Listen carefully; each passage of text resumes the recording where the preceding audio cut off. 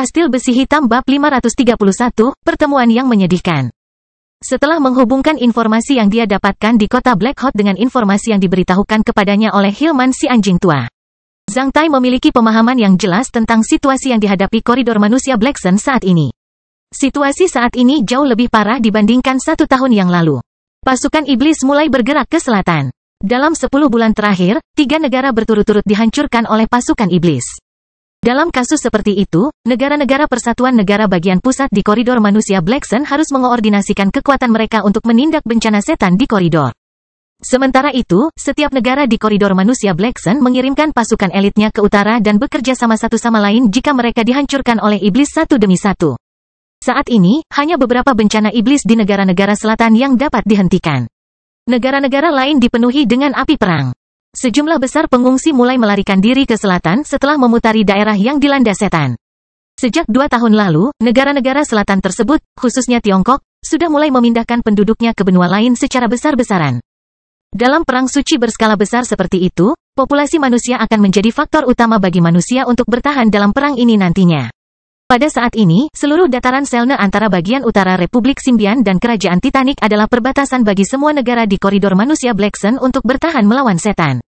Pasukan iblis super yang menakutkan sedang melawan pasukan besar, yang terdiri dari lebih dari 5 juta orang dari puluhan negara manusia di seluruh koridor manusia Black Sun. Jika pasukan iblis menghancurkan garis pertahanan dataran Selene, tidak ada satupun pasukan di seluruh wilayah kosong. Dari dataran Selene hingga ke utara pegunungan Kalai di koridor manusia Black Sun, yang dapat mengalahkan iblis. Separuh wilayah koridor manusia Black Sun akan jatuh. Hanya dalam waktu 3 tahun, korban jiwa di koridor manusia Black Sun telah melampaui 100 juta orang. Setelah mendengar berita ini, Zhang Tai merasa putus asa. Berdasarkan naluri Zhang Tai, dataran Selene tidak bisa bertahan lama. Sebagai petarung LV9, Zhang Tai mengetahui kekuatan mengerikan dari pasukan iblis itu, yang unit dasarnya terdiri dari petarung LV9. Jika tidak ada lagi bencana iblis, dengan populasi 1 miliar di koridor manusia Black Sun, beberapa pasukan emas yang terdiri dari petarung di atas LV6 dapat dibentuk. Saat bertempur di medan yang tepat, dan dibantu oleh pasukan mekanik berskala besar, pasukan emas ini mungkin bisa mengalahkan pasukan iblis yang menakutkan ini. Namun, banyak negara yang mengerahkan sumber dayanya untuk menangani bencana iblis di wilayah mereka sendiri. Oleh karena itu, sulit untuk mengatakan berapa lama pasukan manusia dapat bertahan di dataran Selene. Setelah membunuh pria bernama Bor di dalam gerbong tersebut, Zhang Tai membangun prestisnya secepat mungkin dan menjadi bos bagi para tahanan yang dihukum di dalam gerbong tersebut. Beberapa orang pintar segera berdiri di sisi Zhang Tai. Pada saat ini, mereka tahu dengan jelas bahwa mereka bisa bertahan lebih lama di pihak Zhang Tai. Ini adalah salah satu hukum kelangsungan hidup yang dipelajari oleh para tahanan yang dihukum di penjara. Zhang Tai dipersilakan untuk duduk di tempat paling nyaman di dalam gerbong, yang paling dekat dengan ventilasi udara. Selain udaranya segar, tempat ini juga terbersih. Di dalam gerbong, para tahanan umpan meriam ini, yang ditakdirkan untuk bergabung dengan barisan depan, hanya bisa mendapatkan air dan jatah makanan kering. Senjata mereka ditempatkan di beberapa kotak persenjataan, yang tidak dapat dikirimkan kepada mereka sampai mereka turun dari kereta di bawah pengawasan seseorang dari pasukan. Saat ini kota-kota itu disegel dengan simbol markas besar Perang Suci Aliansi Negara-Negara Pusat. Jika segel itu dirobek oleh siapapun sebelum turun dari kereta, semua orang di gerbong ini akan dipenggal. Hal pertama yang dilakukan di zona perang adalah hukum militer. Ribuan orang akan meninggal setiap hari, di mana saja. Oleh karena itu, mudah bagi tim penegak hukum untuk memenggal kepala beberapa narapidana. Jadi meskipun para narapidana itu bandel, mereka tidak berani mempertaruhkan nyawa dengan membuka segel terlebih dahulu. Namun, segelnya telah dibuka. Ketika Zhang Tai ingin melihat apa yang ada di dalam kotak-kotak ini, pria bernama Michelle dengan sukarela membuka satu kotak. Michelle adalah seorang pencuri hebat dan ahli penelusuran. Namun, dia hanyalah seorang prajurit tingkat 5. Oleh karena itu, ia berusaha menampilkan bakatnya yang lain di depan Zhang Tai. Kotak-kotak itu berisi tombak baja biasa, yang dapat dirangkai menjadi beberapa bagian. Ada juga pelindung dada dan helm yang dibuat dari pelat baja tipis. Pelat baja tersebut tebalnya hanya sekitar 2 cm dan sangat sederhana, sehingga tidak memberikan banyak pertahanan. Pelindung dada hanya bisa melindungi payudara dan perut bagian bawah seseorang sambil dipasangi kanvas di tubuhnya. Helm-helm itu sepertinya juga bisa digunakan sebagai kotak bekal. Semua ini adalah senjata dan perlengkapan pertahanan yang paling sederhana. Begitulah perlakuan khusus yang bisa dinikmati oleh anggota garda depan di zona perang. Setelah Zhang Tai melihat barang-barang itu, Michelle menyegel kotak itu seperti sebelumnya. Mata Zhang Tai berbinar karena bakat pria ini. Pada tengah malam, kereta masih berjalan di atas rel. Hilman si anjing tua memberitahu Zhang Tai bahwa mereka telah memasuki zona perang. Zhang Tai tidak tidur sama sekali. Dia hanya memejamkan mata dan berlatih aritmatika mental. Melihat Zhang Tai diam, semua orang di kereta menjadi diam. Tak satu pun dari mereka yang berani membuat keributan. Ketika fajar berikutnya tiba, setelah mendengarkan gemuruh roda kereta di malam hari, Zhang Tai tiba-tiba merasakan jantungnya berdebar kencang saat dia segera membuka matanya yang berkilauan. Hati-hati, Zhang Tai langsung berteriak, membangunkan semua orang di kereta sekaligus. Banyak orang yang hanya melihat Zhang Tai dengan tatapan bingung, bertanya-tanya mengapa Zhang Tai membangunkan mereka. Namun, sebelum Zhang Tai bisa menjelaskan, dia sudah mendengar ledakan di depan kereta. Tak lama setelah itu, seluruh gerbong terguling dan terguling. Zhang Tai hanya bisa menangkap pegangan logam di sampingnya untuk menstabilkan tubuhnya. Kereta itu jatuh dan terbentur selama 20 detik karena kelembamannya. Kereta tergelincir sementara seluruh gerbong berantakan. Kotak kayu di gerbong itu menabrak beberapa orang saat mereka berguling. Dengan beberapa retakan tulang yang mengerikan, beberapa pria mulai melengking dengan sedih. Kepala seorang pria meledak, menyemburkan otaknya ke segala arah. Gerbong itu terguling 180 derajat, atap dan lantainya terbalik. Satu kotak berisi helm telah dibuka, dan helm beterbangan kemana-mana. Mangkuk toilet di gerbong juga terlepas dari tempatnya, menyemprotkan semua yang ada di dalamnya, membuat seluruh gerbong berlumuran darah dan berbau busuk bercampur ratapan. Satu-satunya orang yang selamat dan sehat di dalam kereta adalah Zhang Tai. Namun, bahkan Zhang Tai pun tidak tahan dengan bau dan suasana yang menjijikkan tersebut. Untuk gerbong dengan tahanan yang dihukum berbeda dengan gerbong dengan tentara biasa. Untuk mencegah orang-orang ini melarikan diri di sepanjang jalan, pintu gerbong ini dikunci dari luar. Itu tidak bisa dibuka dari dalam. Oleh karena itu, saat para tahanan yang dihukum ini sadar kembali, mereka berkumpul di depan pintu dan mulai menggedornya. Ayo kita keluar dari sini, ayo kita keluar dari sini. Banyak dari mereka mulai berteriak ke arah pintu. Tidak ada yang menjawab di luar. Namun, Zhang Tai samar-samar bisa mendengar ratapan menyedihkan yang terus-menerus dari luar. Ah, itu setan. Itu setan. Seruan ketakutan seseorang terdengar dari jauh. Zhang Tai langsung mengubah ekspresinya saat dia dengan paksa mengangkat kotak persenjataan dari kaki seorang pria malang. Ah, terima kasih, terima kasih. Wajah pria itu berkerut kesakitan. Melihat Zhang Tai menjauhkan kotak itu dari kakinya, dia langsung menangis. Zhang Tai segera merobek kotak itu dan mengeluarkan seikat tombak setengah panjang dengan kepala di luar kotak. Setelah itu, dia berlari ke sisi pintu sambil berteriak keras, minggir. Mereka yang berada di dekat pintu buru-buru memberi jalan kepada Zhang Tai. Pada saat ini, Zhang Tai menendang dan mengubah pintu baja itu secara instan, memperlihatkan celah di mana anak kucing bisa keluar. Dengan tendangan lain, seluruh pintu terlempar ke udara, bersama dengan pengait kuncinya. Saat Zhang Tai melompat keluar dari kereta, dia melihat sebuah pembantaian. Saat itu fajar. Kereta panjang itu lumpuh di tepi sungai seperti ular mati. Kepalanya dan dua gerbong terakhir jatuh ke sungai. Gerbong lainnya ada yang masih terhubung dengan kereta, ada pula yang tidak. Sebagian besar gerbong terguling. Beberapa kendaraan lapis baja telah keluar dari gerbong dan tergeletak di salah satu sisi rel. Banyak pejuang manusia, yang hanya terluka ringan, baru saja turun dari gerbong mereka dengan tergesa-gesa ketika kepala dan tubuh mereka terbelah menjadi beberapa bagian oleh pusaran hitam. Kastil Besi Hitam Bab 532, Pertempuran Pertama. Selain Apian, ini adalah pertama kalinya Zhang Tai menyaksikan pejuang iblis yang hanya ada di buku teks dan buku lainnya. Ini adalah kekuatan iblis utama yang paling terkenal dan menakutkan, iblis lapis baja. Iblis lapis baja adalah monster tinggi dan kuat bersisik hitam yang memiliki dua tangan dan dua kaki serta kepala buaya yang menakutkan. Giginya yang tajam terlihat sementara matanya berlumuran darah. Selain itu, terdapat ekor yang menjulang tinggi seperti reptil di punggungnya.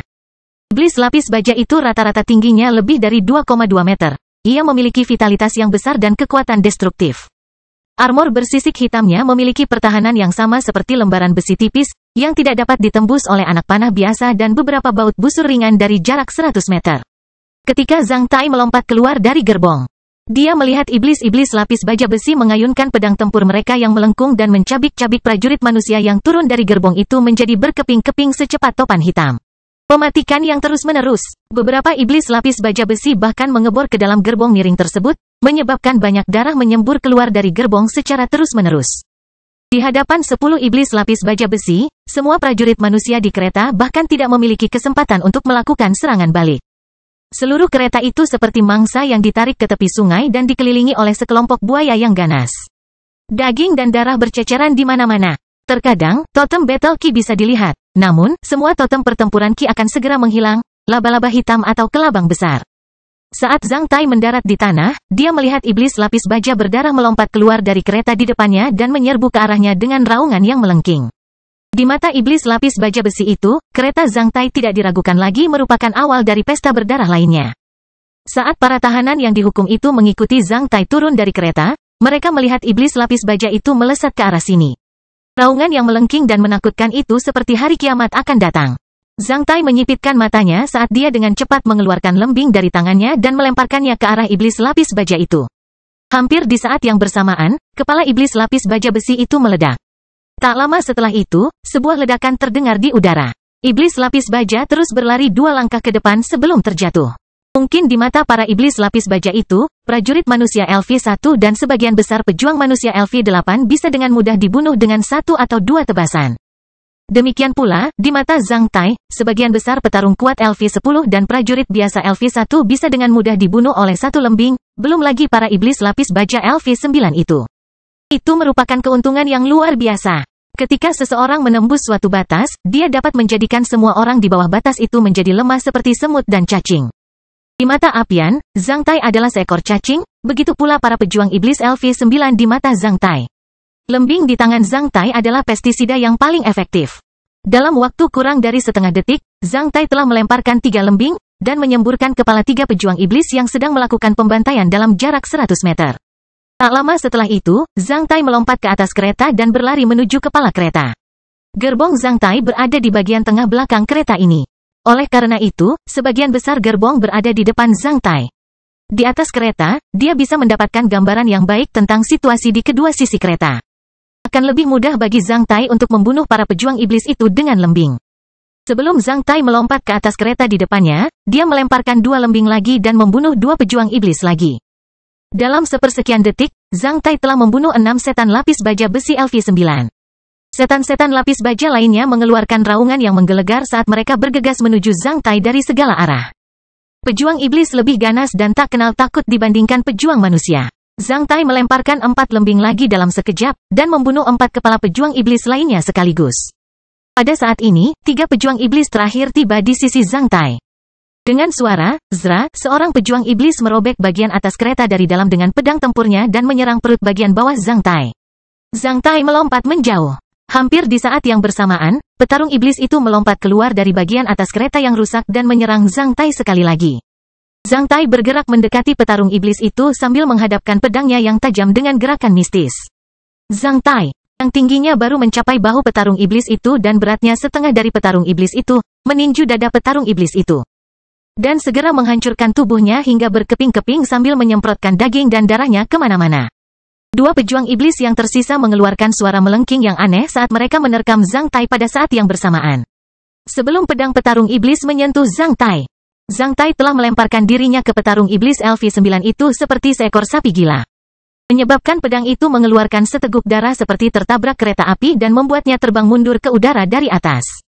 Dari gerbong, pejuang iblis terakhir meraung saat matanya seperti dipenuhi darah. Pejuang iblis itu melepaskan pedang besarnya dan langsung menyerang Zhang Tai dengan cakarnya yang tajam. Zhang Tai menghadapi cakarnya dengan tinjunya, menyebabkannya meledak dari pergelangan tangan hingga bahu dan jatuh dari atas kereta.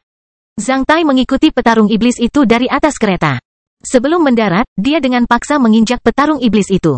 Akibatnya, kedua orang tersebut terhempas ke tanah seperti palu besi hingga menimbulkan lubang di tanah.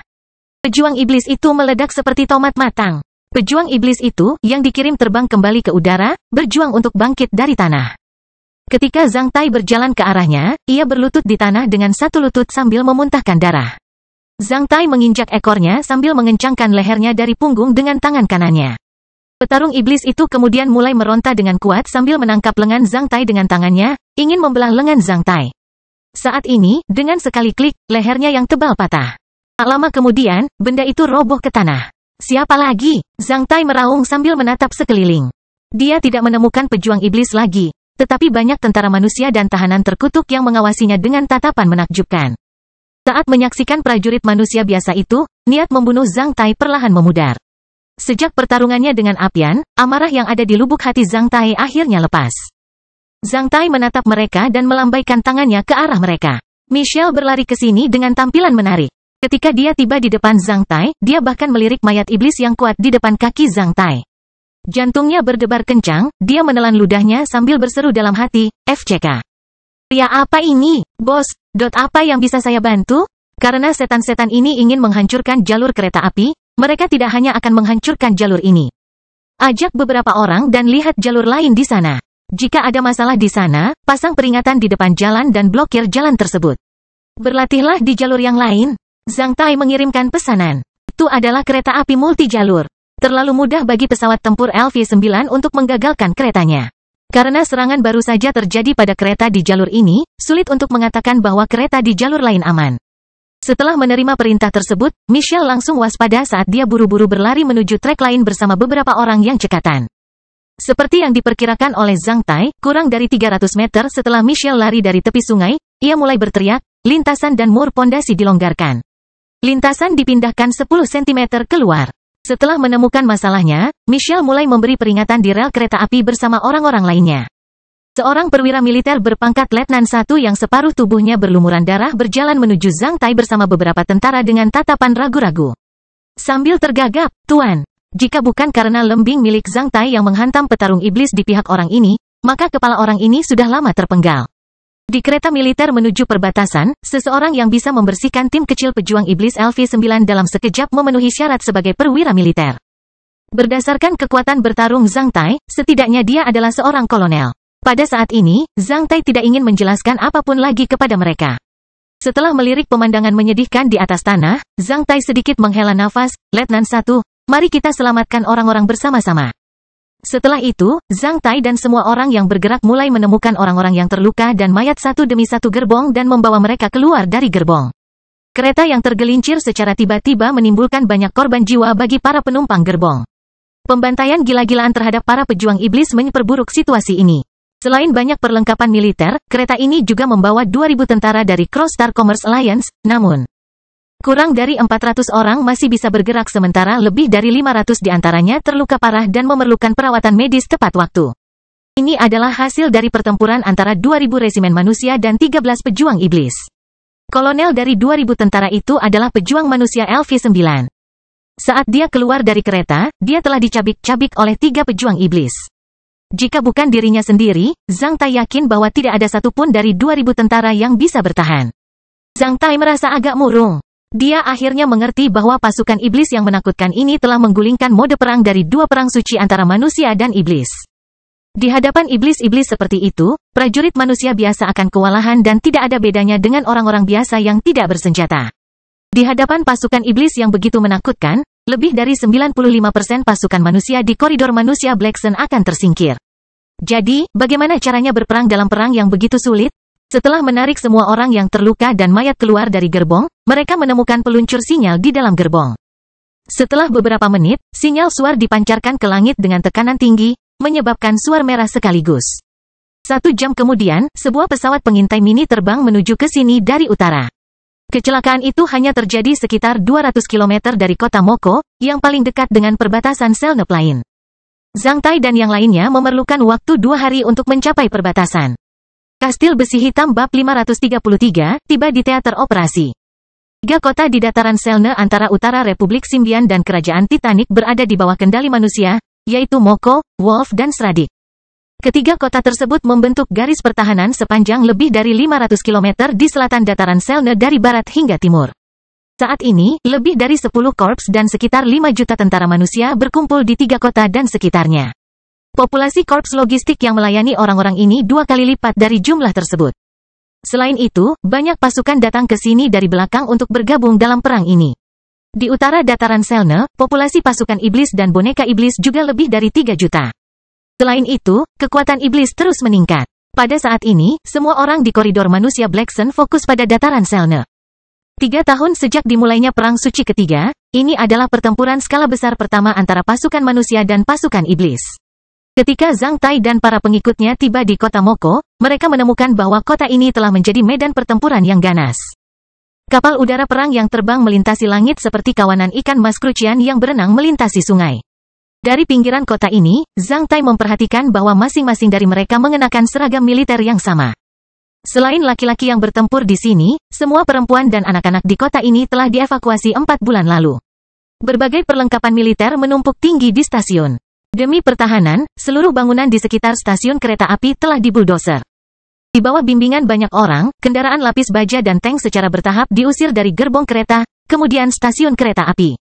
Suara besar mesin uap bercampur dengan nada puluhan ribu orang dari pasukan berbagai negara. Dengan teriakan dan suara ringkik, seluruh stasiun kereta jauh lebih riuh dibandingkan pasar sayur yang paling ramai.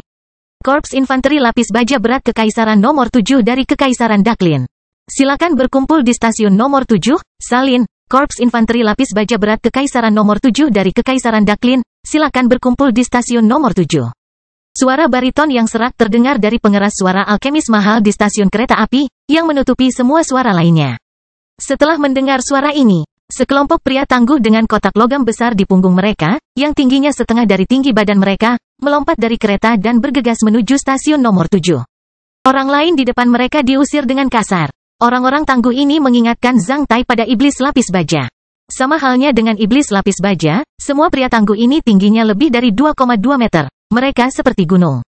Otot-otot yang menggembung di lengan mereka bahkan lebih tebal daripada pinggang pria kurus. Kotak di punggung mereka juga menarik perhatian. Yang lebih mengesankan adalah masing-masing pria tangguh ini memiliki janggut yang indah. Jenggot beberapa pria sangat panjang hingga mencapai dada. Kelompok orang ini adalah yang paling menarik di stasiun kereta. Oleh karena itu, mereka sangat bangga. Ketika dua dari mereka melewati Zhang Tai, mereka melirik rahang botak Zhang Tai sebelum mengangkat kepala dan memperlihatkan janggut panjang mereka. Orang-orang di Kekaisaran Daklin bangga memiliki janggut. Mereka pejuang sejati. Infanteri lapis baja berat yang paling kuat di koridor manusia Black Sun berasal dari Kekaisaran Daklin. Hillman, si anjing tua, diam-diam meluncur ke sisi Zhang Tai seperti bayangan Zhang Tai saat dia berbisik padanya. Setelah mengatakan ini, dia melihat ke arah rahang Zhang Tai sebelum menambahkan kalimat lain, tentu saja, petarung sejati tidak harus memiliki janggut. Zhang Tai menyentuh rahangnya, namun, dia tidak merasakan apapun kecuali sehelai rambut halus. Dia lalu tersenyum. Saat melihat spanduk Crosstar Commerce Alliance di sana, dia memanggil orang-orang yang selamat menuju tempat itu. Ratusan orang yang selamat dari Crosstar Commerce Alliance meninggalkan stasiun kereta api tanpa semangat apapun. Halo, saya Hobby, seorang mayor dari markas besar Crosstar Commerce Alliance di Teater Operasi Selne. Saya bertanggung jawab untuk membantu orang-orang ini menetap. Saya sudah tahu apa yang terjadi pada Anda dalam perjalanan. Jenderal Kane mengirimku untuk mengungkapkan rasa terima kasihnya. Setelah orang-orang ini meninggalkan stasiun kereta api, seorang mayor dari Crosstar Commerce Alliance sengaja berada di akhir tim dan mencari kesempatan untuk berbisik kepada Zhang Tai. Tentu saja, Zhang Tai tidak lagi dianggap sebagai pembelot saat ini. Sama-sama, sejujurnya, saya baru saja dalam perjalanan untuk mengejar kereta Anda. Kalau begitu, tidak ada yang akan mengabaikan apa yang terjadi di sini. Zhang Tai menjelaskan dengan jujur. Bolehkah aku tahu namamu? Aku Zhang Tai. Aku dari klan Zhang di Istana Huaiyuan, negeri Jinyun. Zhang Tai mengungkapkan latar belakangnya. Setelah mendengar kata-kata Zhang Tai, Mayor Hobby mengedipkan matanya karena takjub saat dia menelan kembali kata-katanya. Selain menempatkan pasukan dari Crosstar Commerce Alliance, misinya yang lain adalah memikat Zhang Tai. Jenderal Kane, komandan tertinggi Crosstar Commerce Alliance di sini sangat tertarik pada Zhang Tai. Seorang pria yang bisa membersihkan tim iblis kecil dengan mudah setidaknya adalah petarung LV10 yang kuat. Pejuang seperti itu akan diikat oleh banyak kekuatan dimanapun dia berada. Pejuang yang kuat selalu dibutuhkan. Sebenarnya, kurang dari 20 pejuang kuat dikirim ke Teater Operasi Selne dari Crosstar Commerce Alliance. Aliansi Perdagangan Lintas Bintang telah melakukan upaya terbaiknya untuk mendukung perbatasan. Jika Zhang Tai memiliki status lain atau berasal dari kekuatan lain, Mayor Hobby mungkin akan berusaha membujuknya untuk bergabung dengan mereka dengan syarat yang memikat. Namun, setelah diberitahu bahwa Zhang Tai berasal dari Istana Huaiyuan, sebuah keluarga kuat Tiongkok dari Kaun Long Win yang terkenal, Mayor Hobby merasa tidak pantas lagi mengundang Zhang Tai untuk bergabung dengan mereka.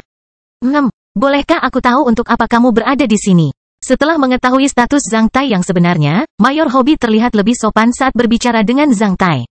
Untuk tinggal bersama anggota keluargaku, Zhang Tai menjawab dengan lugas. Setelah melihat kapal udara dari negara Jinyun, Zhang Tai tahu bahwa Istana Huaiyuan tidak akan mengabaikan pertempuran dengan iblis di Teater Operasi Selne.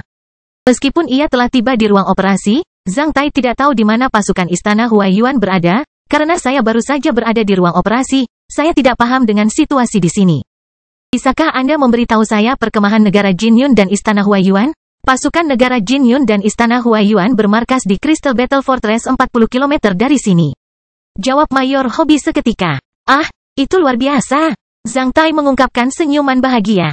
Sepertinya aku berada di tempat yang tepat. Zhang Tai berpikir dalam hati.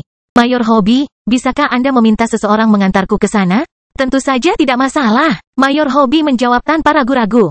Setelah itu, dia memutar matanya dan bertanya dengan suara rendah. Tapi, kami memiliki masalah teknis kecil di sini. Apa masalahnya? Mayor Hobie berbisik di telinga Zhang Tai selama beberapa detik sebelum menatap Zhang Tai dengan tatapan memalukan. Zhang Tai menjawab sambil tersenyum, tidak apa-apa. Aku hanya orang yang lewat. Tentu saja, pencapaian itu adalah milik Cross Star Commerce Alliance. Tapi aku menyukai orang-orang yang dikirim ke barisan depan sebagai umpan meriam.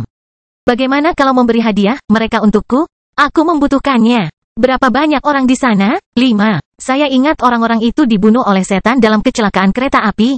Mayor Hobie menjawab dengan jujur. Kedua pria itu lalu saling pandang selama beberapa detik sebelum tertawa terbahak-bahak. Setelah setengah jam, Hillman, terjatuh. Michelle, terjatuh. Vigo, rontok. Dinar, rontok. Lebih rapuh, rontok. Mayor Hobie membacakan daftar nama dengan lantang. Setelah membaca setiap nama, dia menggambar garis di seberang nama tersebut. Kelima narapidana keluar dari tim dengan tatapan bingung. Menunjuk ke truk militer dengan gerbong tertutup di depan mereka, Mayor Hobie memerintahkan, naik ke truk. Setelah nama mereka dipanggil, mereka semua saling bertukar pandang dengan tatapan bingung, kecuali Hillman, si anjing tua, yang menjadi sangat bersemangat dan naik ke truk dengan cepat. Melihat apa yang dilakukan anjing tua itu, Michelle pun buru-buru menindaklanjutinya. Setelah mereka semua naik truk, truk itu pergi. Yang namanya dipanggil harus menjalankan misi khusus. Sisanya, ke belakang, perintah Mayor Hobie ketika truk sudah meninggalkan jarak 100 meter. Mendengar perkataan Mayor Hobie, dua orang di dalam gerbong itu bahkan menjadi sedikit bingung, anjing tua. Apakah dia mengirim kita ke perbatasan begitu cepat? Sejak naik truk, Hillman selalu memejamkan mata dengan pipi agak merona.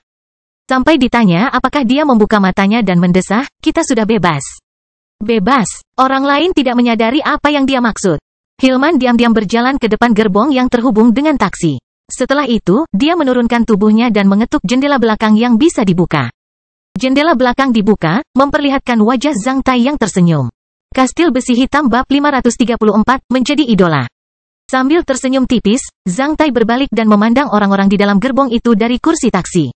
Saya sangat menghargai bahwa Anda menyelamatkan saya sekali lagi, Yang Mulia. Saya berjanji akan memainkan peran yang lebih besar di pihak Anda daripada di barisan depan. Anjing tua sama sekali tidak cocok dengan orang ini. Dia seharusnya disebut rubah tua. Zhang Tai berpikir dalam hati sebelum mengungkapkan senyuman, sebelum kendaraan tiba di tujuan. Jika ada di antara kalian yang tidak ingin mengikutiku, kalian dapat turun dari kendaraan demi masa depan kalian sendiri kapan saja. Mulai sekarang, kalian punya sekitar 1 jam untuk mempertimbangkannya. Saya bukan tokoh besar. Saya hanya tokoh kecil. Saya menyimpan dendam. Oleh karena itu, saya dapat menanggung ketidaktahuan Anda tentang saya, tetapi saya tidak dapat menanggung pengkhianatan Anda. Selamat mempertimbangkan tentang itu. Setelah mengatakan ini, Zhang Tai menutup jendela belakang. Pada dasarnya, narapidana yang dihukum adalah bajingan. Namun, tidak semuanya merupakan narapidana.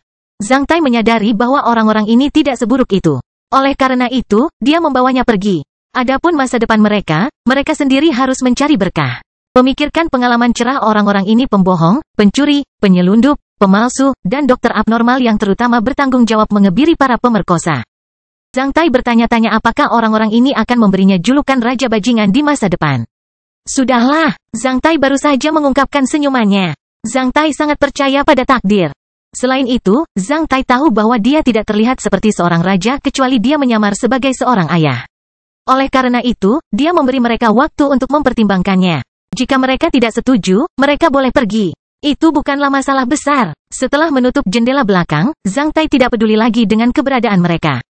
Sebaliknya, ia mulai mengamati situasi di teater operasi Selne. Dalam perjalanan, Zhang Tai merasa bahwa medan operasi lebih seperti tempat kerja daripada kamp militer. Tentara berseragam militer dan perlengkapan perang terlihat di mana-mana. Kendaraan lapis baja parkir di pinggir jalan satu demi satu. Selain itu, benteng di luar kota Moko ada di mana-mana sehingga menyebabkan seluruh tubuh Zhang Tai merinding. Lebih dari 10 km dari kota Moko, benteng pertempuran yang didirikan di dataran tampak seperti hutan baja. Benteng pertempuran itu memiliki gaya dan ukuran yang berbeda. Semuanya dipenuhi dengan niat membunuh. Meski saat itu siang hari, cerobong asap benteng pertempuran masih berasap, membuat Zhang Tai merasa seperti tinggal di kota industri besar. Saat ini, asap hitam memberikan rasa aman bagi masyarakat. Selama cerobong asap masih berasap, semua orang tahu bahwa manusia masih mempertahankan garis pertahanan ini. Lebih dari 5 juta tentara manusia benar-benar menyebabkan medan ki yang besar di sini. Setelah meninggalkan kota Moko, truk militer terus melaju ke arah barat laut. Jalan di alam liar telah ditutupi lubang oleh kendaraan pembuat lintasan. Oleh karena itu, truk tersebut melaju dengan lambat. Setelah sekitar 1 jam, benteng pertempuran baja menjadi jarang dan benteng pertempuran megah muncul di depan Zhang Tai. Zhang Tai akhirnya mengerti mengapa benteng pertempuran negara Jinyun disebut Crystal Battle Fortress. Karena benteng pertempuran ini terlalu besar dan megah. 6 benteng pertempuran independen yang suram membentuk 6 titik pendukung dan kerangka benteng pertempuran kristal. Modul struktur baja besar menghubungkan 6 benteng pertempuran dalam bentuk tembok kota dan membentuk kota baja besar berukuran kristal. Didirikan di dataran Selne, ia menampilkan kekuatan dan kemegahan negara-negara Tiongkok di sepanjang koridor manusia Black Sun. 100 meter dari benteng pertempuran besar ini terdapat pos penjagaan dan parit anti-tank yang mencegah kendaraan mendekat. Tuan, kita sudah sampai di benteng pertempuran kristal negeri Jinyun. Truk kita tidak bisa masuk. Sopir truk yang diutus oleh Mayor Hobby menyaksikan benteng pertempuran megah di depannya dengan tatapan kagum. Tidak apa-apa, terima kasih. Aku akan memasukkannya sendiri. Setelah mengatakan ini, Zhang Tai membuka pintu sambil melambaikan tangannya ke arah pengemudi. Diikuti oleh orang lain di dalam gerbong. 4 dari mereka tetap tinggal Hillman, si anjing tua, Michelle, penjaga gudang, Vigo, dokter hewan dan pemalsu yang memiliki julukan manajer. Frazier, yang dijuluki hiu hitam, sudah berangkat. Zhang Tai sangat puas memiliki 4 buah. Sebelum Frazier pergi, dia memintaku untuk memberitahumu, karena kamu telah menyelamatkannya 2 kali, dia akan menghargaimu jika ada kesempatan. Hillman memberitahu Zhang Tai. Baiklah. Semoga beruntung untuknya. Zhang Tai tidak mempermasalahkannya sama sekali. Setelah itu, dia membawa mereka menuju pos penjagaan di luar benteng pertempuran kristal. Saat melihat penampilan muda Tiongkok, Zhang Tai langsung merasa akrab. Saya Zhang Tai. Mohon perhatikan di dalam, saya ingin bertemu dengan Direktur Istana Huaiyuan. Zhang Tai berbicara dalam bahasa Mandarin. Mengingat bentuk benteng pertempuran kristal, Zhang Tai tahu bahwa ke-6 keluarga di negara Jinyun pasti telah mengirimkan elit mereka ke sini untuk berpartisipasi dalam perang. Kamu dari Istana Huaiyuan, bisakah kamu menunjukkan sertifikatmu? Seorang pejuang Tiongkok bertanya dengan serius. Dilihat dari pakaian umum Zhang Tai, dia tidak percaya dengan kata-kata Zhang Tai. Zhang Tai kemudian mengeluarkan plat identitas klannya dan menunjukkannya kepada 2 pejuang di pos jaga. Semua elit dari 6 klan besar negara Jinyun memiliki plat identifikasi klan. Saat melihat piring itu, kedua tentara itu tahu bahwa Zhang Tai tidak sedang menyombongkan diri. Di bawah kristal di tengah piring terdapat foto Zhang Tai. Di bagian belakang piring itu terukir klan Zhang, Istana Huaiyuan. Setelah menyuruh Zhang Tai menunggu di sini sebentar, maka seorang petarung segera berlari ke dalam benteng pertempuran. Ketika Zhang Tai berbicara dengan 2 petarung tersebut, Michelle dan yang lainnya tampak bingung. Hanya Hillman yang mengungkapkan keheranannya. Kamu tahu bahasa Mandarin? Zhang Tai bertanya pada Hillman dalam bahasa Mandarin. Ini adalah bahasa populer di masyarakat luar biasa di sub-benua Wei. Ini adalah cerminan terbaik dari budaya dan kelas seseorang. Saya sedikit memahaminya. Hillman berbicara dalam bahasa Mandarin dengan lancar. Setelah mendengar bahwa Hillman memanggil sub-benua Wei dan bukannya koridor manusia Black Sun saat dia tiba di benteng pertempuran Tiongkok, Zhang Tai menghela nafas dalam hati. Bakat yang luar biasa. Setelah menunggu di sini kurang dari 2 menit, Zhang Tai melihat seorang pria lapis baja berlari keluar dari gerbang benteng pertempuran dengan tergesa-gesa. Ah, rekan magang junior Zhang Tai, itu kamu. Pria itu menjadi bersemangat saat dia melihat Zhang Tai. Lama tidak bertemu, rekan magang senior Liu Xi. Zhang Tai tidak pernah membayangkan bahwa dia bisa melihat rekan magang juniornya yang dia kenali di Pulau Naga tersembunyi. Oleh karena itu, Zhang Tai juga menjadi bersemangat. Setelah melirik Zhang Tai sebentar, Liu Xi menepuk bahu Zhang Tai dengan keras, aku tidak menyangka bisa melihatmu di sini. Aku sangat yakin bahwa kamu tidak akan mati semudah itu. Zhang Tai dikejutkan oleh kata-kata Liu Xi, siapa yang memberitahumu bahwa aku sudah mati? Hahaha, Liu Xi tertawa terbahak-bahak, itu membosankan. Karena kamu sudah lama tidak muncul di Pulau Naga tersembunyi, ditambah beberapa gosip, mereka mengira kamu sudah mati. Senang melihatnya kamu kembali. Kali ini mereka akan tutup mulut. Oh, siapa mereka? Mata Liu Xi tertuju pada Hillman dan teman-temannya. Setelah memulihkan ketenangannya, Zhang Tai menjawab, mereka adalah pengiringku. Aku mengajak mereka keluar untuk berkultivasi. Seorang pramugara, penjaga material, dokter swasta, dan konsultan bea cukai. Liu Xi terdiam sesaat karena menurutnya mereka tidak cocok dengan status mereka mengingat seragam militer mereka. Dia lalu menarik tangan Zhang Tai dan berjalan ke dalam, ayo kita bicara di dalam. Zhang Tai melirik ke arah orang-orang itu, yang buru-buru menindaklanjutinya.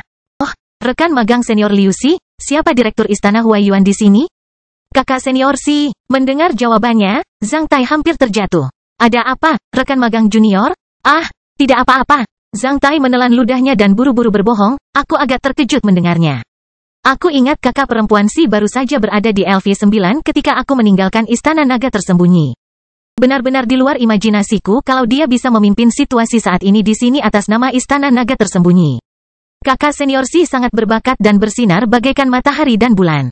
Kakak senior Xi telah mencapai tingkat 94 tahun lalu. Setelah pertempuran di kota dingin surga, kakak senior Xi dengan lancar naik ke tingkat 10, setelah 1,5 tahun. Dia dipromosikan ke LV11, 3 bulan yang lalu, dia secara resmi dipromosikan ke LV12 dan menjadi master pertarungan hebat termuda dalam sejarah istana naga tersembunyi. Dia benar-benar panutan kami, Liu Xi menjawab dengan tatapan kagum. Karena terkejut, Zhang Tai tidak pernah membayangkan bahwa Lan Yunxi bisa mencapai level seperti itu hanya dalam beberapa tahun. Bahkan jika Lan Yunxi adalah kebanggaan dewa dan menikmati kekayaan sumber daya istana Huaiyuan, kecepatan promosinya sangat mengerikan. Kamu benar, rekan magang senior. Kakak perempuan Xi memang panutan kita. Rekan magang junior, kamu juga lumayan. Meskipun kamu tidak berada di Pulau Naga Tersembunyi beberapa tahun ini, kamu juga telah menjadi idola banyak saudara di Pulau Naga Tersembunyi. Reputasimu bahkan bisa menandingi kakak perempuan senior Xi. Liu Xi menghela nafas dengan penuh emosi. Idola apa? Zhang Tai bertanya dengan tatapan terkejut. Haha, jangan menyamar lagi, rekan magang junior. Liu Xi mengungkapkan senyuman ambigu yang hanya bisa dimengerti oleh laki-laki. Kami semua berpikir bahwa kamu menjalani kehidupan yang miskin di tempat tandus kota Black Hot. Kami tidak membayangkan bahwa kamu dapat memiliki lebih dari 40 kekasih di tempat itu. Mereka semua memiliki keistimewaannya masing-masing, ada yang memesona, ada yang menggemaskan, ada yang montok. Sungguh menakjubkan, jika mereka tidak dipindahkan ke prefektur Huaiyuan. Saudara-saudara di Pulau Naga Tersembunyi mungkin tidak akan mengetahui hari-hari keren Anda di kota Black Hot sama sekali. Jika kakak senior Xi memiliki kekuatan tempur terhebat di Pulau Naga Tersembunyi, kamu pastilah urusan cinta nomor 1 di Pulau Naga Tersembunyi. Saat Zhang Tai mendengar julukan urusan cinta nomor 1, dia merasakan perasaan dingin. Kastil Besi Hitam bab 535, bertemu Lan Yunxi sekali lagi. Tempat ini mengumpulkan banyak elit dari 6 klan teratas di negara Jinyun, yaitu klan Zhang, klan Lan, klan Ou, klan Dantai, klan Wang, dan klan Li. Selain prajurit biasa yang terus menjalankan benteng pertempuran, semua peserta yang dikirim oleh 6 klan setidaknya adalah elit LV9. Lebih dari sepertiga prajurit yang hanya bertugas mempertahankan benteng pertempuran berada di atas LV6. 2/3 sisanya adalah prajurit LV4 hingga LV5. Bahkan petugas pemadam kebakaran di benteng pertempuran berada di atas LV3. Ada total lebih dari 25.000 orang di benteng pertempuran kristal. Setiap klan mengirimkan 4.000 orang ke benteng pertempuran ini, 2-3% diantaranya tidak lebih rendah dari LV9, yaitu sekitar 100 orang. Meskipun jumlah ini tidak bisa menandingi jumlah pasukan iblis yang menakutkan, Zhang Tai berpikir itu adalah kekuatan tempur yang hebat. Hanya sedikit negara di wilayah operasi Selne yang dapat memiliki lebih dari 600 pesawat tempur di atas LV9. Zhang Tai dan pengiringnya menetap di 2 ruangan sempit di dekat tembok kota benteng pertempuran, yang atapnya ditutupi dengan pipa uap padat. Kamar Hilman dan 3 orang lainnya hanya berukuran sedikit lebih dari 3 meter persegi. 4 kasur pegas berkekuatan tinggi dipasang di dinding. Selain itu, hanya ada beberapa pipa uap panas di dalam ruangan. Bagian dalam ruangan lebih tinggi 5 derajat daripada bagian luar. Karena benteng pertempuran diangkut ke sini melalui udara, demi beban di udara, semua penyekat termal disimpan. Situasi ini dapat diterima pada musim dingin, namun, suhunya sepanas sangkar uap di musim panas. Kamar Zhang Tai independen, dan itu sedikit lebih baik. Namun, itu jauh dari kata nyaman. Jika itu adalah sebuah kastil, pemandangan dan kenyamanannya akan dipertimbangkan. Namun, sebagai benteng pertempuran, hanya ada 2 aspek yang perlu dipertimbangkan. Yaitu kekuatan mematikan dan kekuatan pertahanannya. Estetika dan kenyamanan menjadi perhatian para perancang benteng pertempuran. Liu Xi mengambil beberapa pakaian prajurit istana Huaiyuan dan memberikannya kepada Zhang Tai dan Hilman untuk dikenakan. Kalau tidak, pakaian mereka akan terlalu mencolok. Selain Liu Xi, ada 10 rekan magang senior lainnya dari Pulau Naga tersembunyi di benteng pertempuran. Namun, Zhang Tai bahkan tidak mengetahui nama mereka. Karena penasaran, mereka semua berlari ke sini untuk melihat Zhang Tai. Mereka semua ingin melihat bagaimana Zhang Tai terlihat sebagai urusan cinta nomor satu di Istana Naga tersembunyi. Saat melihat penampilan mereka, Zhang Tai merasa tidak senang. Namun, dia tidak bisa kehilangan kesabarannya saat ini. Setelah memasuki benteng pertempuran kristal, Zhang Tai mengetahui bahwa ada lebih dari 16.000 kapal udara manusia di wilayah operasi Selene. Dengan banyaknya kapal udara, manusia mengambil kendali udara di seluruh ruang operasi. Keunggulan di udara ini diimbangi dengan keunggulan Korps Iblis di darat. Akibatnya, manusia dan iblis menemui jalan buntu. Kapal udara manusia membawa tugas yang sangat berat untuk menghentikan pasukan iblis menyelesaikan pertemuan skala besar di perbatasan. Selama populasi dan kepadatan setan mencapai tingkat tertentu, mereka akan diledakkan oleh kapal udara manusia. Kapal udara tersebut terutama menggunakan dua senjata untuk menyerang pasukan darat, satu adalah bom pembakaran gel fosfor putih yang menakutkan, dan yang lainnya adalah bom alkemis yang kuat. Bom pembakaran gel fosfor putih dapat membakar permukaan benda apapun yang menempel sehingga sulit dipadamkan. Itu bisa terbakar bahkan di dalam air. Jika menempel pada permukaan makhluk hidup seperti hewan, bahkan dapat membakar lemak hewan sehingga menimbulkan sumber panas baru. Bom pembakaran semacam itu merupakan ancaman besar bagi pasukan iblis. Bahkan para pejuang iblis LV9 akan terluka parah jika tidak terbunuh oleh bom pembakaran tersebut. Dikatakan bahwa hanya pejuang iblis LV14 dengan pertempuran pelindung Ki yang dapat bertahan dari bom semacam itu. Semua yang berada di bawah LV14 pasti akan terbunuh oleh bom ini.